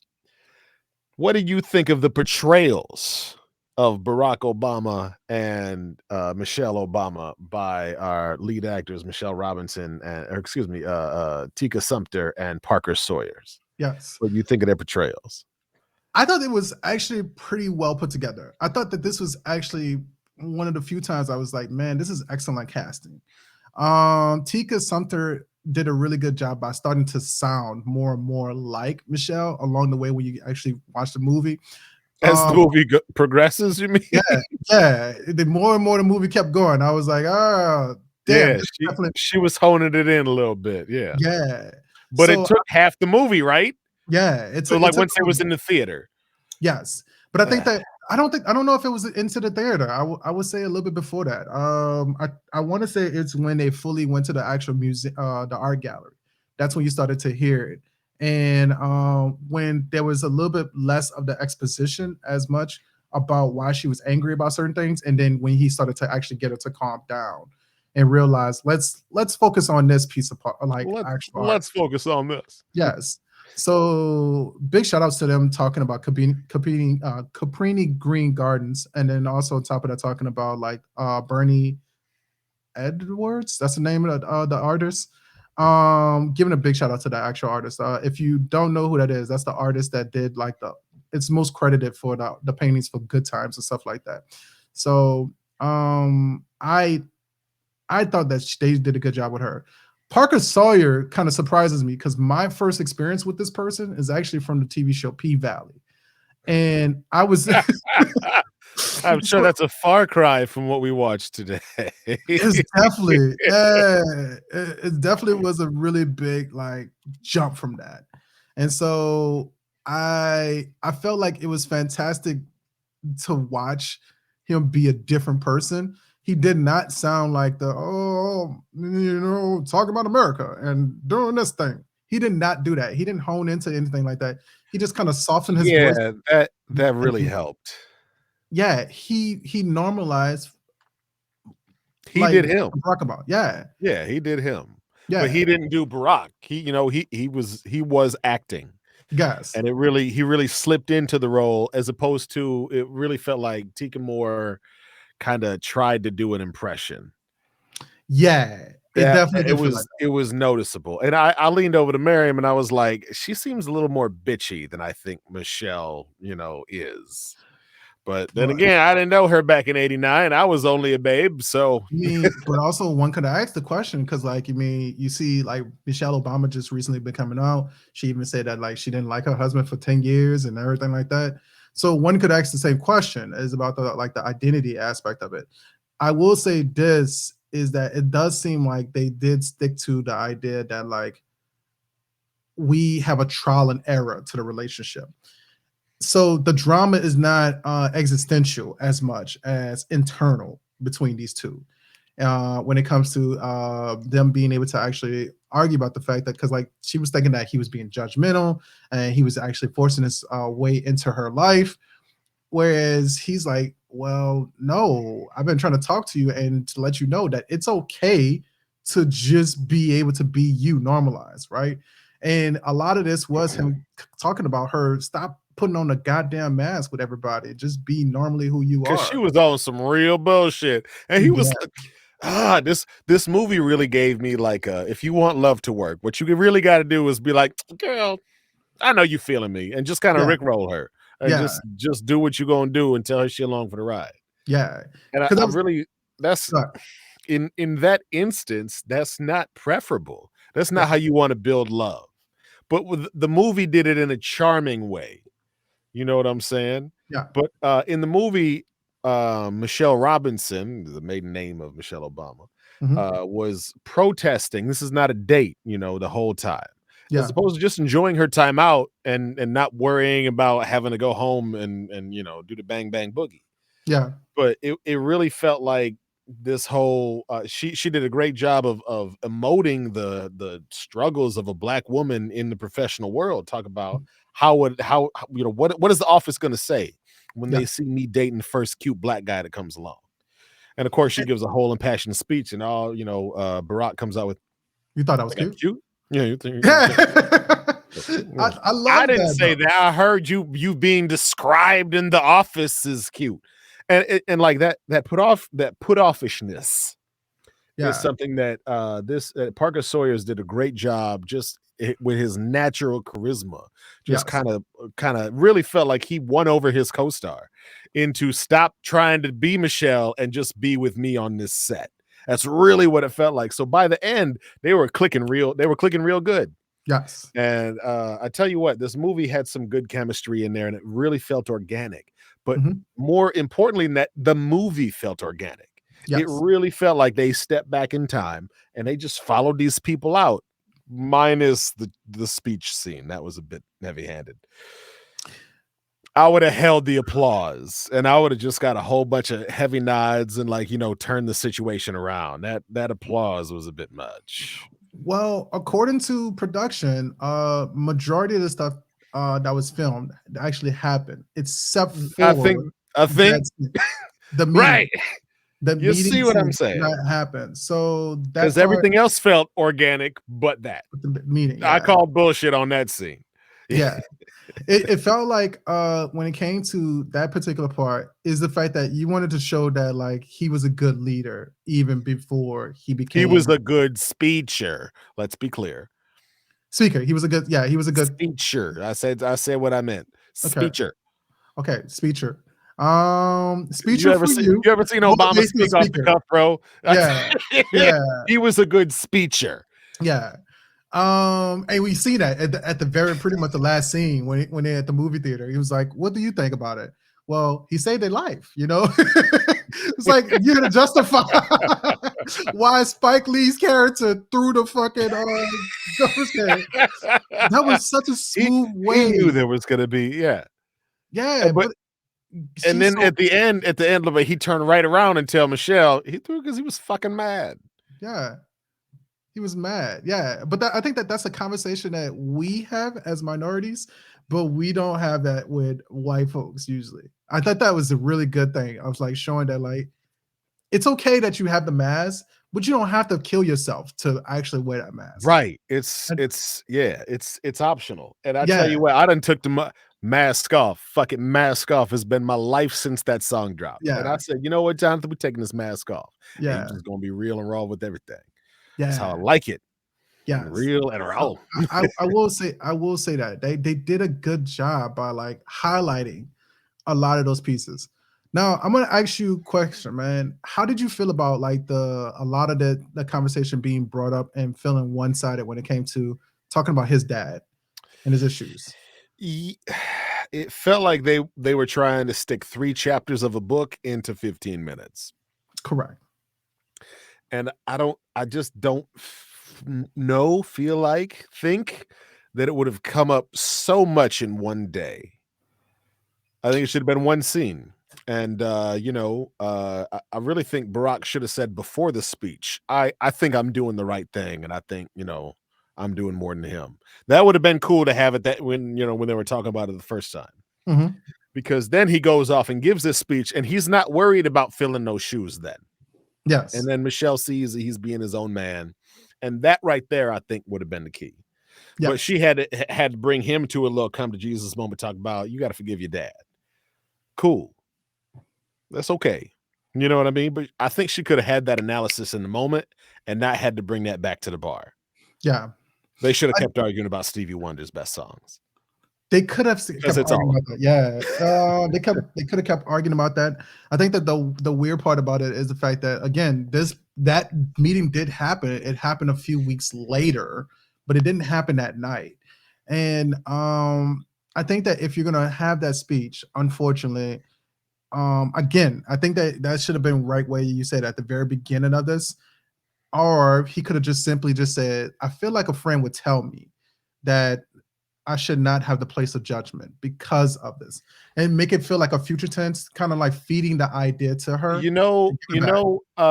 I think if she would have seen his speech first, she would have known that he was a smooth talker, and that would have given credence to all of her standoffishness. This is not a date, yada, yada. I know you a smooth talker, Barack. I ain't going to give into that. That all would have made sense, but it came off bitchy to me, really. Yeah. And he just over here like, well, let's go hang out, whatever. And he was absolutely not pushy at all. Like he should have, he wasn't even in the White House. Yeah, even my wife was like, man, well, he's not forcing himself on. Because I said, man, do you think that like Barack Obama would have been canceled today if he would have heard that this is how he was pulling up on females? It's like, yo, you mean, because she was like, no, technically the meeting is happening. It's just happening a few hours from now. They are going to a meeting, so he did not lie about that. Then also on top of that, yes, he's bringing up the fact that he's interested in her, but he's also giving her space the whole time, and he's not doing it. It was well balanced. It felt gentlemanly enough. Yes. So he teetered the line.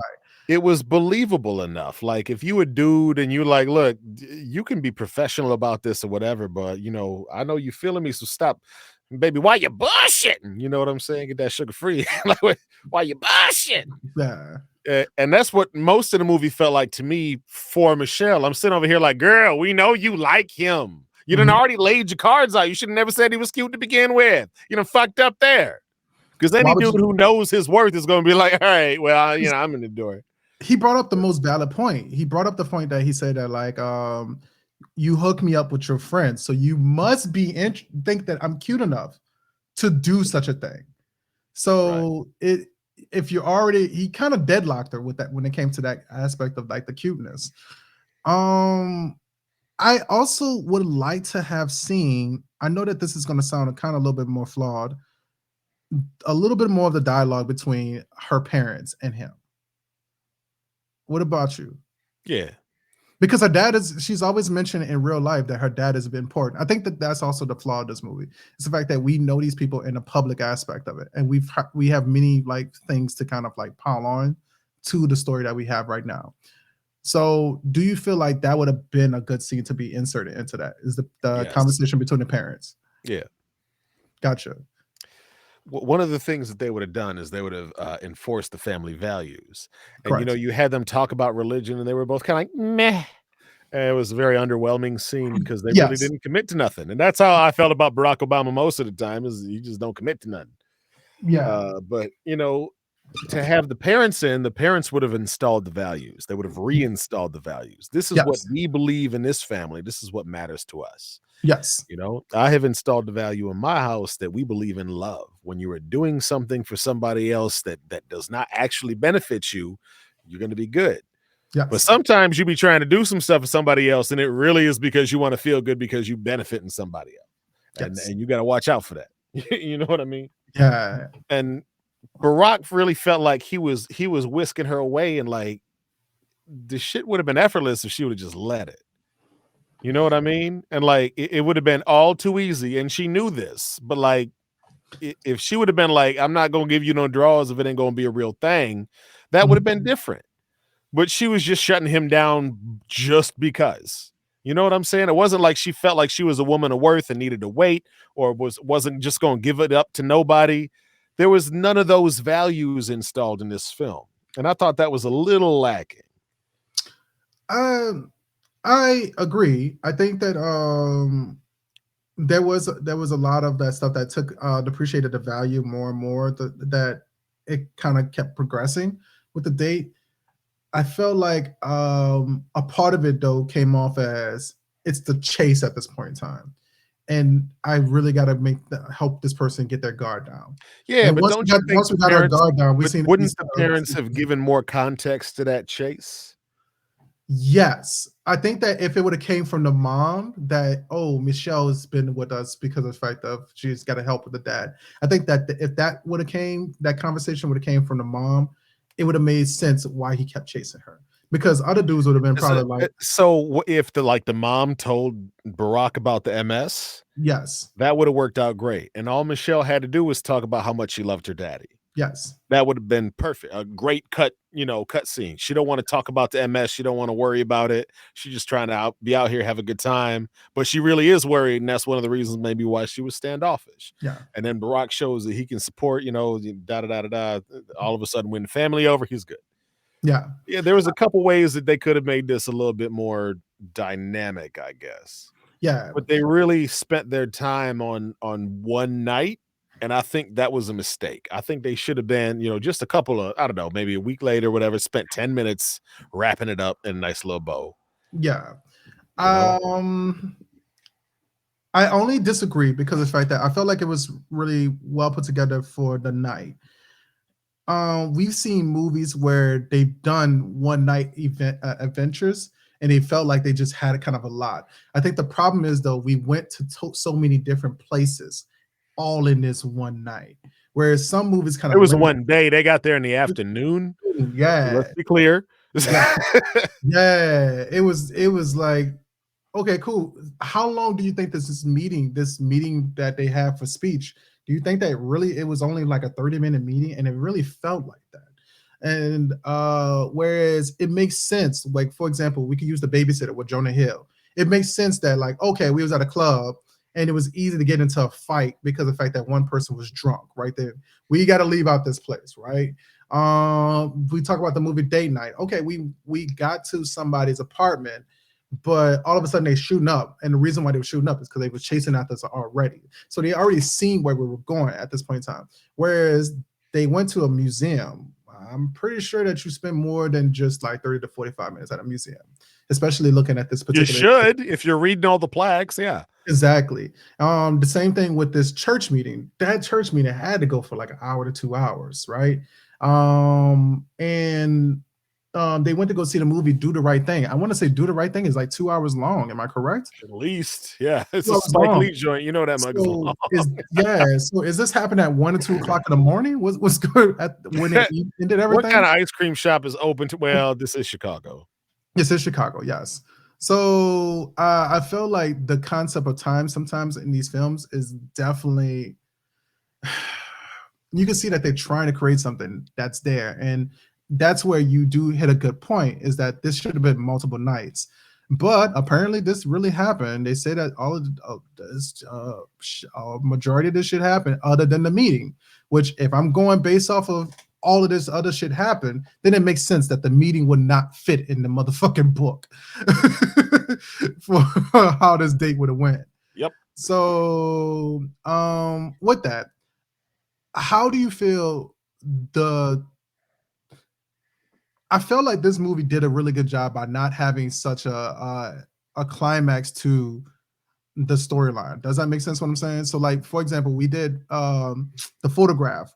The actual big conflict what happened was the fact that now we got this Lakeith Stanfield's character. He's supposed to be moving, right? Oh, this girl's going through this detrimental feeling because of the fact that now she's found out that the guy in New Orleans is her dad, right?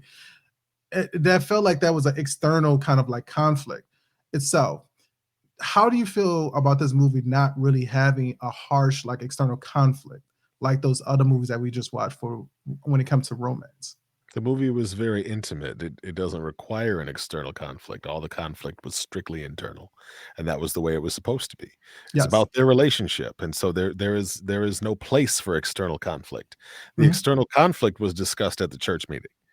Yes. And that was the big thing. But the real conflict was the romantic conflict between them. Yes. And we saw how Barack smoothly overcame that. Bruh. Barack Obama will be a velvet freight train someday. He will. I needed to be Honestly, I don't think he will. He's more like a velvet F-150. You know what I'm saying? Yeah, he does. He hits so fucking Hey, hard. I can do a truckload of one thing.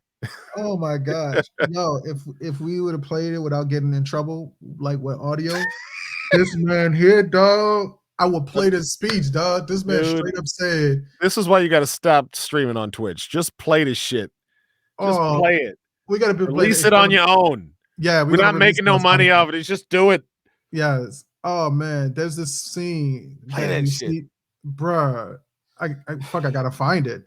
Every time I hear play that shit, the next line is stiletto pumps. Yeah. Yes. Duh. Hold up. I gotta see if I can find that shit. Bro. Shout out to my cousin Abe who put me onto that mess back in what was that, 02? Out in Ann Arbor. I was out there with my cuz put me on the crime mob. I was like, dog. Hold on, man. I'm gonna see if I can play that shit, bro, for you, because that shit was wild. How smooth he went into that, man. But go ahead, man. So tell us what you think about like the uses of the side characters. Like we have Vanessa Bell, who was also in. Look, the side characters were there to be there for 3 minutes tops, and you know that was about it. They all had their little monologue, and then they got the hell on.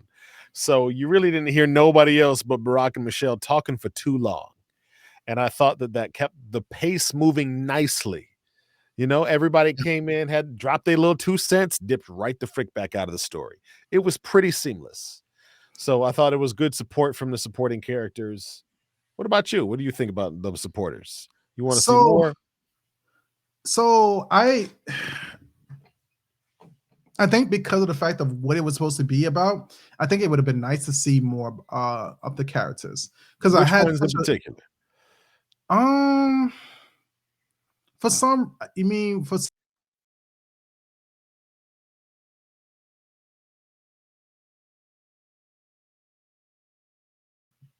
that's the party foul. What the fuck happened there? Okay.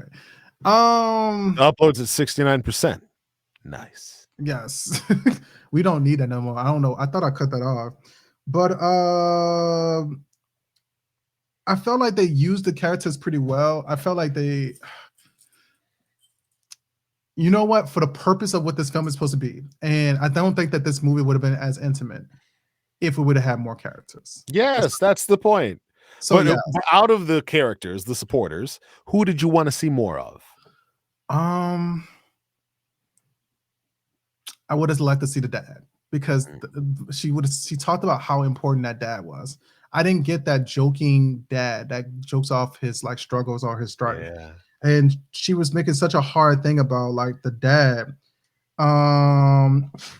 She was making such a big deal about Barack Obama's dad You have your dad living right there, and you talk about how strong he was and how much he's your hero, but we had no like conversation with him at all. So I would have loved to see the dad be there. So that would be Philip Edwards or Fraser Robinson. I would have loved to see that. That would have been fantastic. I think I could have took like 5 minutes less of the actual community center and would have took that and just replaced that with conversation with the dad. So this director, Richard Tanne, has 2 movies, Southside with You and Chemical Hearts. Both of them net a 6.3 on IMDb. Wait, repeat that? Both of them have the same score. Both of this director's movies are both 6.3. Gotcha. Damn, I'm surprised. Oh, he also did You Never Left This Short. I don't know about this. But anyway, I think that these directors are... We've been really going after a lot of directors who are kind of little known or doing, kind of their own projects. A lot of these movies that we've done are movies that have been written and directed by the same people. And this is another one. Wasn't Thin Line written and directed by the same person? Yes. And these movies, they're often not perfect. And one of the things I think they're not perfect about is getting some of the characters' motivations right. Yes. What this movie does is it really highlights Barack and Michelle, but it doesn't get anybody else's motivation right. Even when they meet the boss, the white boss guy and his wife out there, his motivation to me seemed like he just wanted to go watch a movie with his wife. That was it. He didn't seem like he had any other motivation other than that. Oh, we just wanted to see the film, the hot film now, the popular movie. That was it. I agree. It felt like Michelle was I think that's also why Brock said that, like, I don't think that you realize that he did not care that we was going on a date. Is really just, I mean, if anything, the only thing that he cared about was, why are these poor white men getting attacked? That's the only thing that he cared about. He really didn't care about anything else. So but he didn't say that. That would have been too controversial a thing for him to mutter around. Yes. I don't see why those guys had to attack the whoever.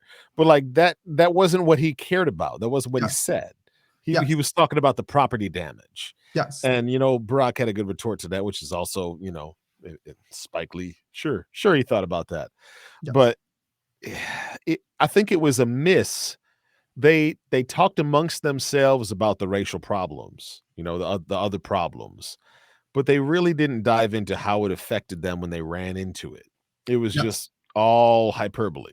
It was all hypothetical. It was all discussion about, what is or what could be. And it was never like, this is in your face. This is a pivotal moment. And so after that encounter, Michelle was all, oh no, now we got to be professional and stuff. He said, get you an ice cream cone, shut up and kiss me, girl. Like, why are you wasting my time with all this lip?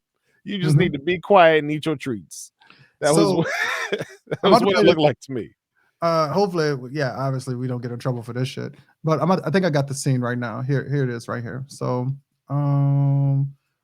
but Southside with you, window, boom. We're going to do this one. Share.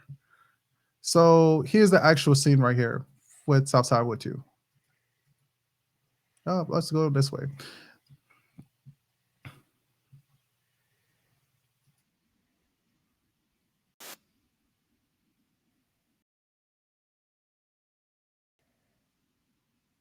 It's not working on me.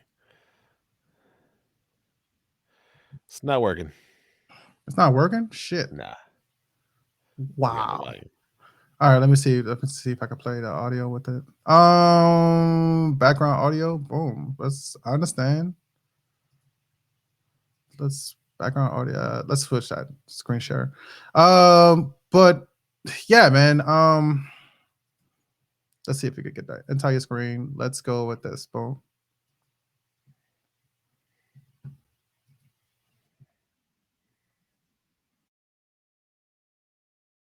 That's not working at all. Well, we tried.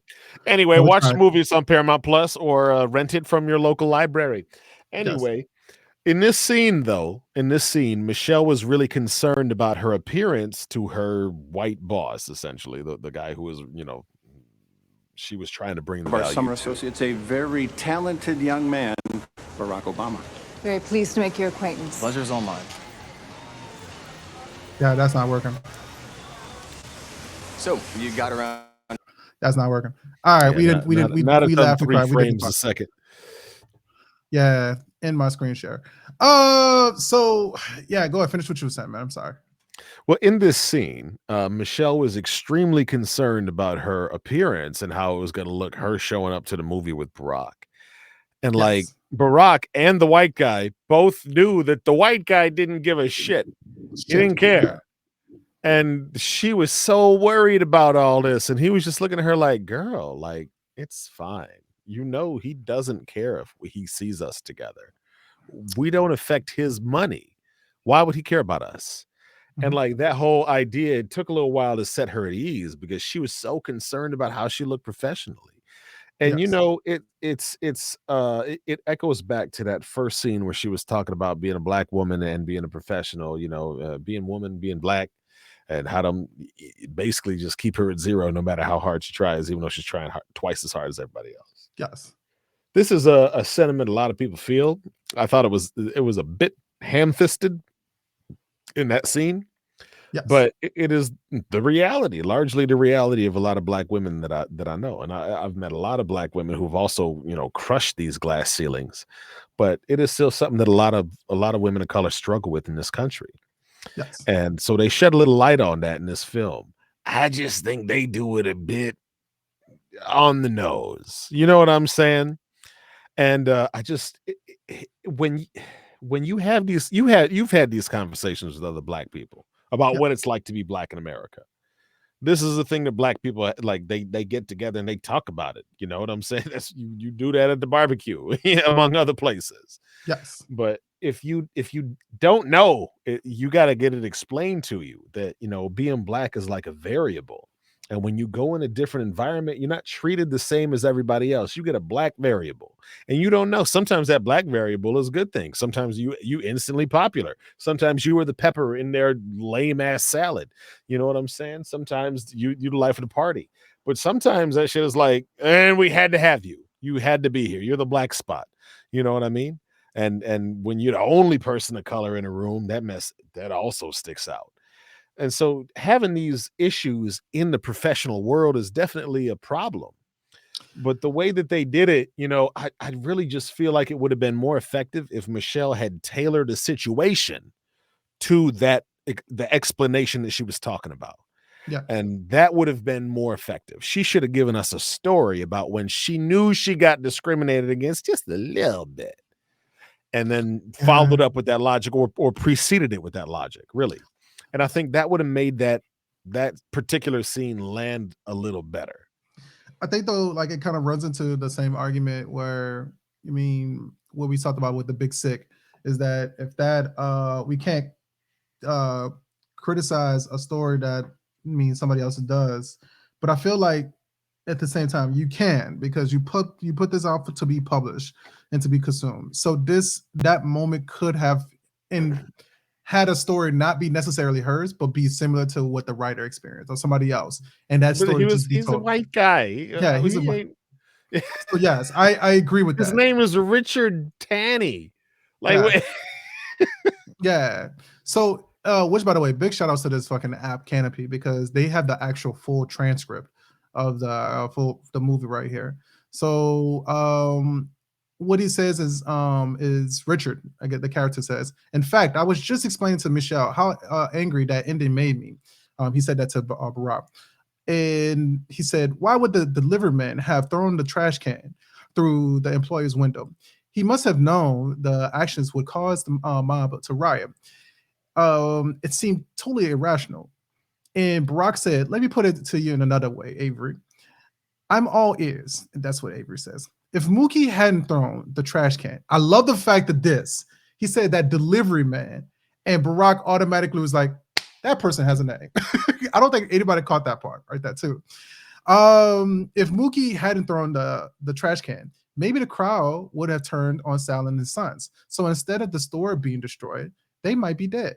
And Mookie knew the insurance would cover the damage to the store.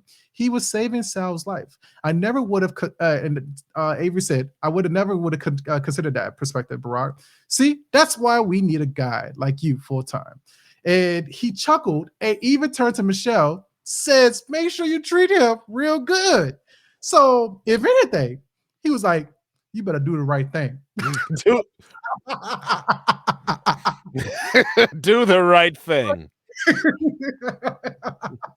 Keep him on board, madam. I love the fact that they had the transcript, but that's what he said. It was so fucking smooth, dog. I was like, bruh, dog, the dialogue that this character had. But as far as like Michelle, the excuse that she gave, he even said that was very more detailed than I think we needed. He really didn't care. Yeah. And dog, I swear, sometimes I've hung around some of the women in my life. Not my wife, because she's perfect. Yes, but fair enough. I've hung around the women in my life and kid. just watch them spout off so many irrelevant details. People do not need this much information, but you worried about covering up with a whole story or some dumb shit. You don't need the whole story. People who you're talking to just need to know what they need to work with. Yes. Especially as you see it, especially when you call customer service or you have people call customer service. Used to do this at AT&T all the time. And we would, you would see people getting in the phone. Well, what's wrong with your phone? And I tell you what, these females, they would go through the whole story. Well, it started off last night when my phone was acting funny. You talk to a dude, what's wrong with your phone? Screen don't work. Thanks. Yeah, you see, you know what I'm saying is true, bro. You worked in tech support before. Yeah, old man be like, man, I don't understand why it keeps getting these phone calls. I get this RAM spin. The screen seems like it's stuck here. Okay, fair enough, bro.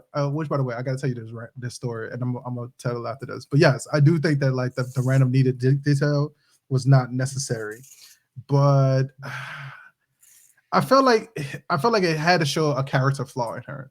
I think that's what this movie was. It was showing a character flaw in her. I would love to see this movie be redone or remade by the perspective of Barack Obama from Barack Obama. Yeah, I would like to see him direct something. I would like to see him because they're involved with, I think it's like Will Smith and Jada Pinkett Smith's studio right now. That's unfortunate. So I would love. Who are they going to switch to? Tyler Perry? Fuck, I mean, it'd probably be better than what the fuck was going on. I think Tyler Perry's too real for them, even though he dresses up like a woman. Fair enough to make all that money. He carried. That's crazy, dog. Because that play money, y'all. Literal like a play at the theater money, not like Monopoly money. He had play money. That's how he got rich, by making plays people wanted to go watch. Yes, he showed that the black play circuit can be great. And then he dipped immediately out of there when he saw how much more money he can make by movies. Yes, exactly. So this movie, he used that money to make his own productions company. Jesus Christ. Hey, come on now. There's a method to this. There is. So 2017, it was a nominee for the NAACP Image Award 2017 for Outstanding Actress in a Motion Picture, which Tika got that nomination, and Richard Tanne got Outstanding Writing in a Motion Picture. I feel like that's wild, man, because I would have thought that like the writing was really good. It was just missing in a couple of true areas. He filled in some blanks. He took some liberties, which is always my gripe with movies. Always. The liberties that you take is so off character to me. It's glaring. It's jarring. You know what I'm saying? Well, the part that I'm saying is this kind of like wow to me is the fact that like I'm surprised that Parker Sawyer did not get nominated for the Image Award, because this movie, his speech was because he smoked. It was because he smoked in the film. Probably that's why. And he talked about how he smoked marijuana when he was in high school. Yeah, they can't get the Image Award for that, huh? No, you can't. Black Reel Awards, he did get nominated for that one. John Legend got nominated in 2017 for that one. Chicago Independent Film Critics Circle Awards. Of course, it was a Chicago film. Of course, they're happy about their Southside Yeah, film they there. got that. Duh. They definitely got that. Duh. Sundance. Rotten Tomatoes gave them Best Romance Movie of 2016, the Golden Tomato Award. There you go. Yeah, I tell you what, out of all the romance movies that we've watched so far, this one definitely seemed the most organic, the most real, and the most down to earth. Agreed. And I think one of the ways they did that was just following these people around their community and see how bustling it is. Yeah, that was a great idea. Yes, I was gonna say, man, too. I felt like this was two layers of a romance movie. I felt like this was a romance movie talking about this couple that was in Chicago. But I felt like this is also a love story for the South Side of Chicago. Yep. It made you feel like, you know what? I get it why people can stay in South Side Chicago, because there is a heritage there. There's a culture there. And oh man, these people want my community to be safe. How can we make this community safe? They're gonna do the effort to it, despite the fact that like they got these barriers, right? The history between Good Times and Ernie Hall's like paintings and stuff like that. That felt fucking good, man. I kind of did like Chicago, and I hate Chicago.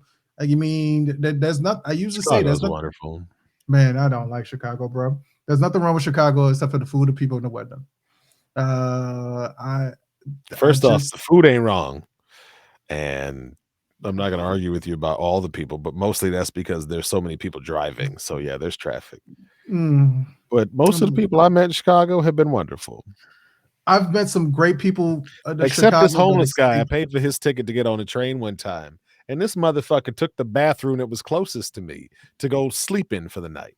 All he had to do was go down at the end of the train. It would have been fine. But he took the one right next to where I was staying. I had to walk 3 cars to go take a leak. Never paying for another homeless person's train ticket again. So me and you definitely had 2 different experiences when it came to people in Chicago. That's because I lived in the area. How long did you live in the Chicago area? I did not live in it. Right, you go visit. You a tourist. Yeah, I hated it. But you know what? You didn't know your way around. You didn't take no trains. I did take a train. I took a train from New Orleans. Trains plural? Chicago.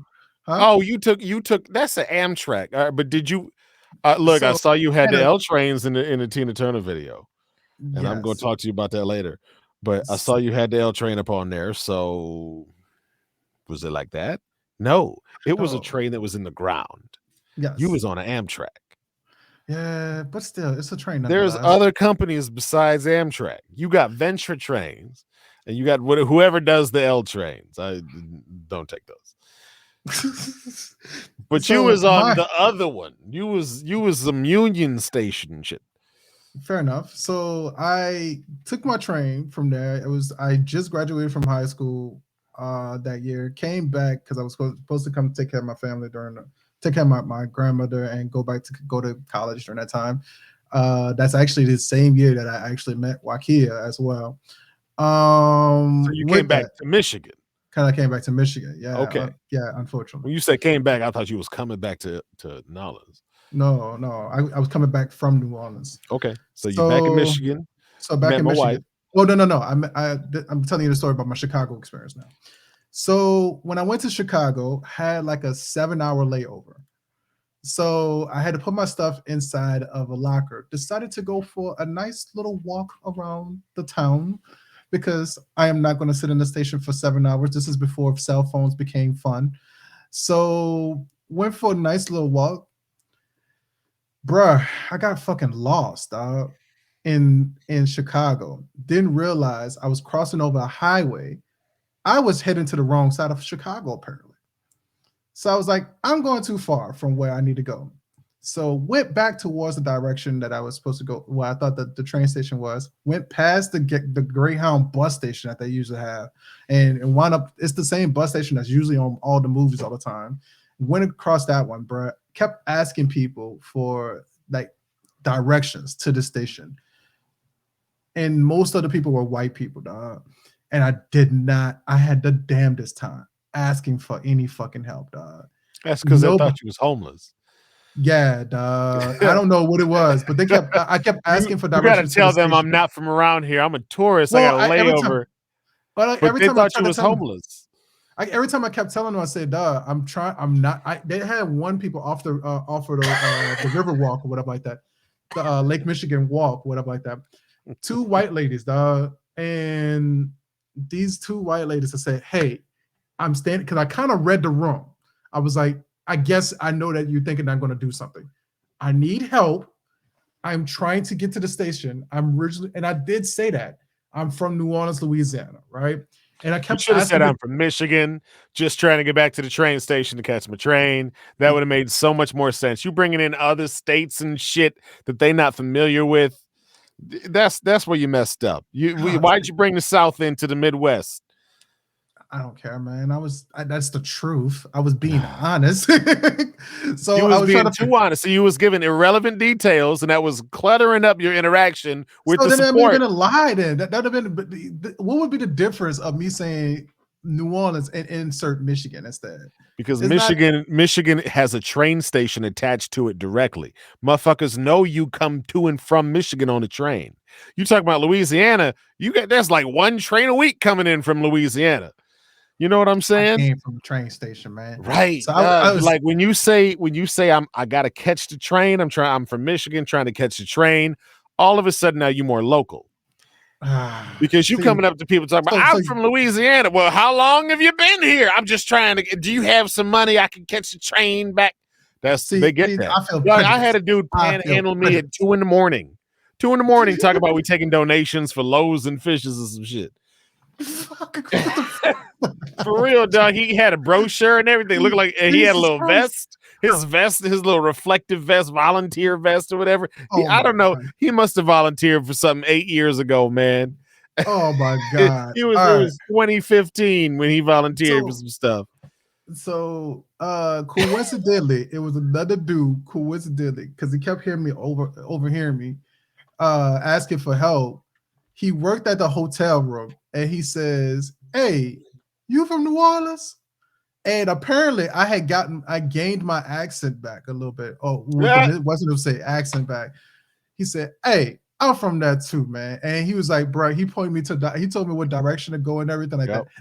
Only way I can get it is another black dude from New Orleans. That's the only way I got directions to catch my train back, man. The problem is root for the home team, dog. Yeah. And the problem sucks. And the problem is with the train station in there, and I thought I probably would have been a little bit more relaxed about it if it wasn't for the fact that they had timed lockers there. So my locker was just gonna pop open. Yeah. All raggedy like. Yes. So yeah, it was because it was like 2007 when this happened. And so that was the only way that I got back, man. So I was like, all right, fuck this state. All right. Then when I came back from the army, man, I had drove. This is 2012, 2013 when this happened. I drove back from Washington State. Swear to God, dog. I went to White Castle. I was like, man, I haven't had White Castle in forever. That's your first mistake. So went to White Castle. I haven't had it in a long time. So in New Orleans, we had Crystals. I guess that's the easiest way to say. Or Tasties. That's what Tasties donuts. That's what, but it was attached to Crystals. And so you used to get those little fucking sliders from there as well, man. Sliders, had no problem with it. Bro, it was such a fucking long ass line when I was in there. And I had turned the lights off because of the fact that I was sitting there. I ain't gonna lie to you. I probably waited for like 30 to 45 minutes. I was kind of stuck where I was at because of the way the line was. I was like, you know how when you go in a drive-through, like they don't have the drive-through like where you can get out, but also at the same token, they don't have the drive where you can't go forward or backwards. So I was like, I already ordered my food. I'm still sitting here. So I guess I sit here, right? Sat there for like 30 to 45 minutes and finally got done. I watched and I seen how there was a police officer on the other side across the street. And when I drove out the actual driveway after getting my food, I was just about to turn the lights on, and the guy had already flashed his lights to pull me over. The only thing that saved me is because of the fact that I got used to the road. Huh? You weren't in the road yet. You were in the parking lot. Well, I had just drove out to the road at the time, and I was turning my lights on. And the only thing that saved me from getting a ticket was the fact that, like, I got so used to when I was in Washington State, instead of showing my state ID, showing my military ID. I pulled out my Army's vet ID. That's because you be like, I trump you, police guy. I'm a U.S. policeman, not a local one. Cook County. That's all you got. I police this country, mother F. I went over and shot at some folks. For this country, what did you do? You shot at some black people in this country. That's what you did. Yes, you're out of your jurisdiction here, sir. No, that's that Trump card, dog. That's that Trump card. They show respect. Yeah, that is a Trump card, man. And how do you stop a dude who's coming home for Christmas? Right. Coming home from the military for Christmas. Coming home from the military. No, you cut him some fucking happened. slack. That's what you do. Yeah, welcome back, soldier. Glad you made it. Show some respect. Yeah, it happened a week before Christmas, dog. So good timing. Exactly. So I have my beefs and my quarrels with Chicago, at least my personal experiences. But that's Chicago PD. Nobody who likes Chicago PD. Who's like, they're my favorite police department. Who says that? Fair enough. With that, man, Southside with you was such a fuck. You know what? This would have been a different movie when we would see Chicago PD involved in this in some kind of did we hear sirens at one point? I don't recall. Yeah, we did. Outside of the movie theater. So you see in the movie, he was driving a car that had a hole in the ground, right? So, Brian, this would have been a funny ass fucking scene. Michelle was like, "You got a whole goddamn hole in the ground. Cover that hole up." Like, he didn't say nothing. You could at least put a floor mat over it. You know, something. Oh my god! What's that noise? Picks up the floor mat, sees the hole, puts it back down. Oh my god. That's what she should have done. Oh my god! That would have been funny. You go get us. We can go both to jail. Like, I would have loved to see a panicked Michelle Obama over the hole in the. And he should have just been like, "All right, don't worry. If we break down, you can just Flintstone it," and just kept driving. Exactly. You know what I'm saying? So funny. It would have been so funny, bro. The break. Nobody brought awareness to this hole in the car. But I'm gonna ask you a question. We can just wrap up with our rating. How dope? How do you feel like it was when she got the ice cream at the end?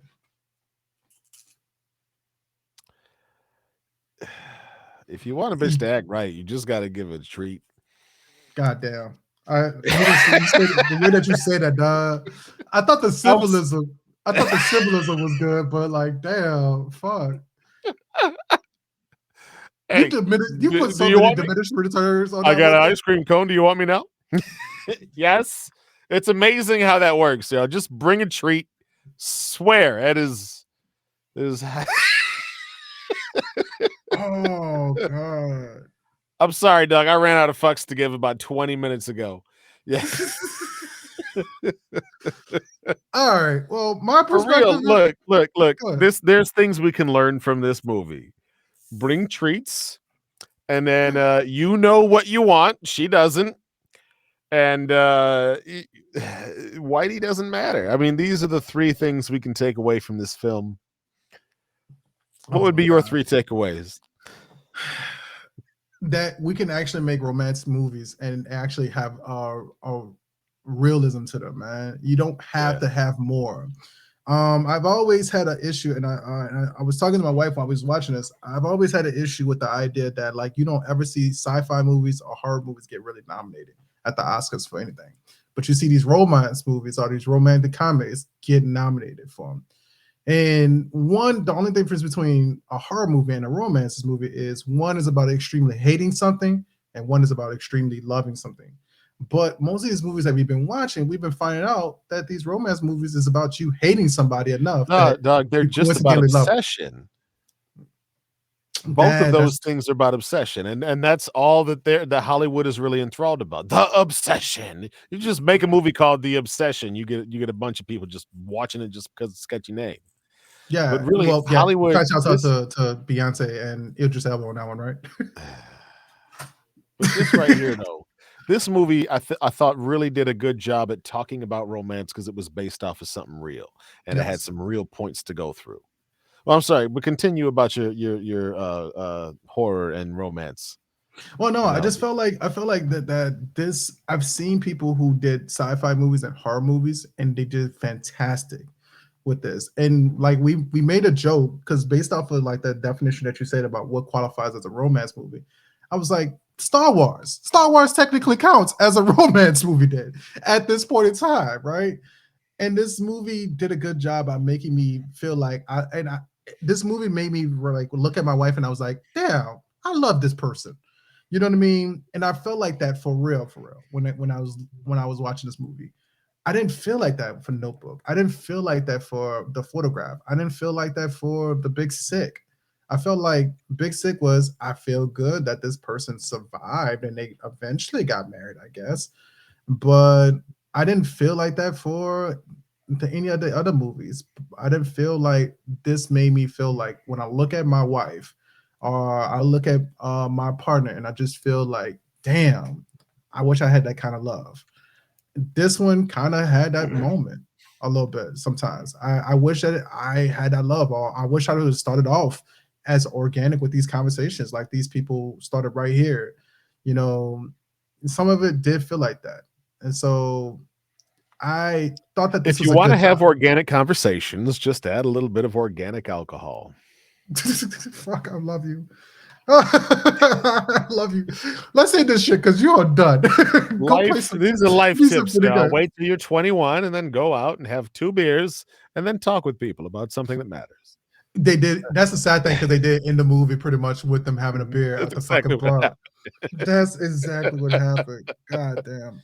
So I felt like the Baskin Robbins show. I think the reason why it kicked for her is because of the fact that he actually listened to her. I think that that's what it was. Is that it was a moment that he You just listen kind to of listened to. everybody.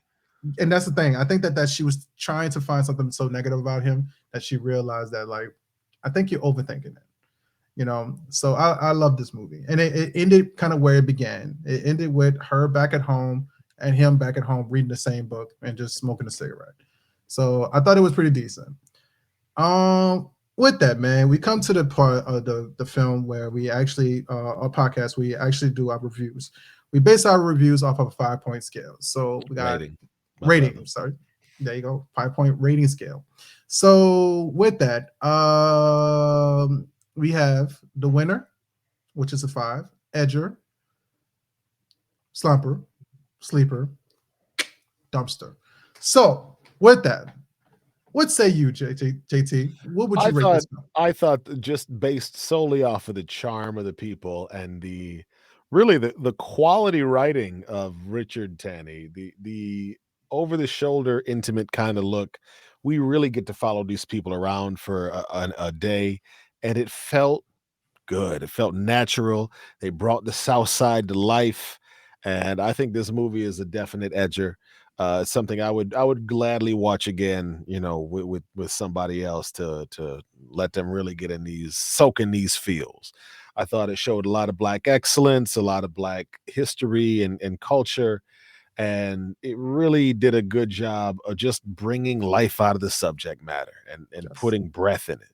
So I was very pleased with a lot of that. Movie's not perfect. It's not my favorite film, but this is a definite edger. I give this mug at least an 8, and I'm surprised it got such a crappy review on IMDb.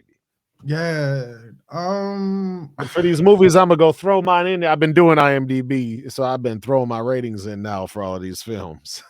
Yeah, I need to do that today for me myself as well. I need to do my rating. This one's a high edger, y'all. Go watch this one. It was a good trip. So I agree with you. This movie is not perfect, but I do feel like this movie is at least a 9.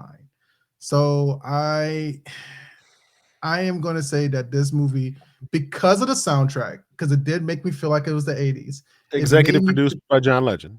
Exactly.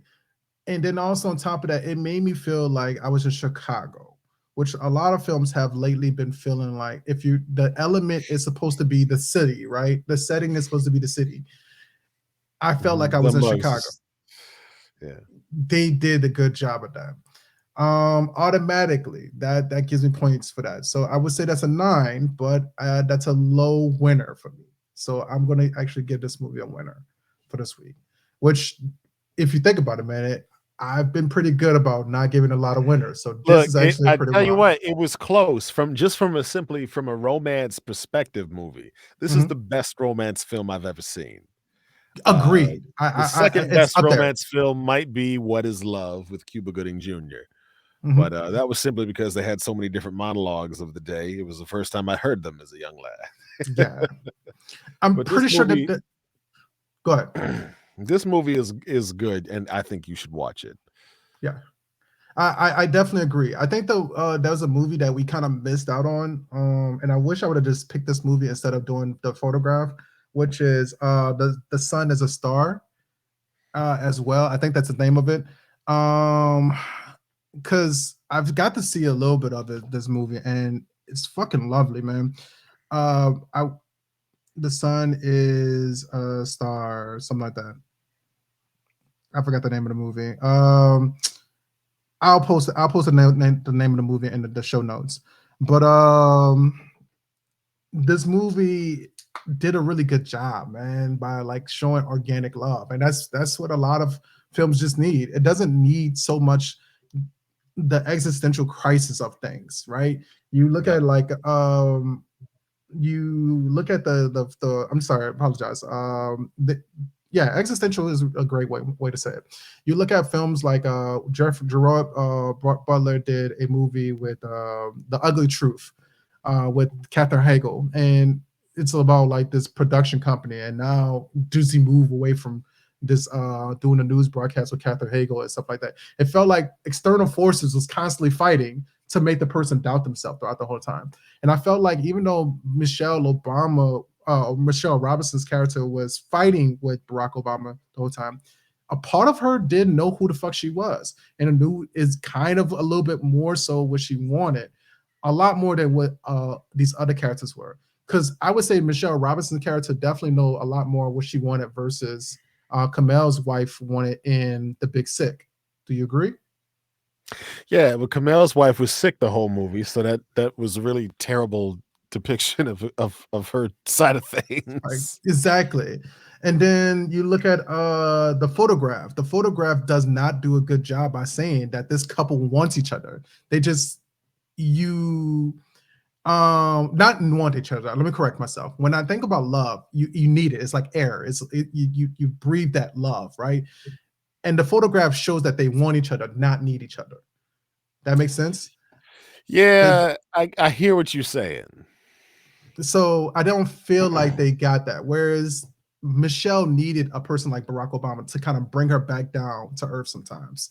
And also on top of that, like Barack needed Michelle to kind of keep him all like realistic about things and be able to actually own up to stuff instead of actually kind of like brushing it off to the side. Because I will say that Barack did seem like he kind of brushed stuff off to the side sometimes. He took stuff seriously when he kind of at some points, but it definitely seemed like he kind of brushed stuff off. And Michelle was like, "No, you need to focus at this point in time." So she did a really good job by being kind of his North Star throughout the film as well. And I don't feel like we get a lot of that, even with the Notebook. The Notebook, the dude just basically kind of fucking just went nomad when she left, and then Yep. when she finally came back, he blew her back out, and then she was like, "I guess I want you I'm again." back. I want For you real, again. dog. Yeah, it was. So none of these films felt. This was so much more organic, though, and I Yes. think it was because it was rooted in reality. We had Yes. the end result to draw off of, and so for any Yes. other questions, you could look at the rest of their relationship, Yes. and Exactly. it made for a much better love story than something somebody pulled out of their butt and tried to span across 5-6 decades or whatever.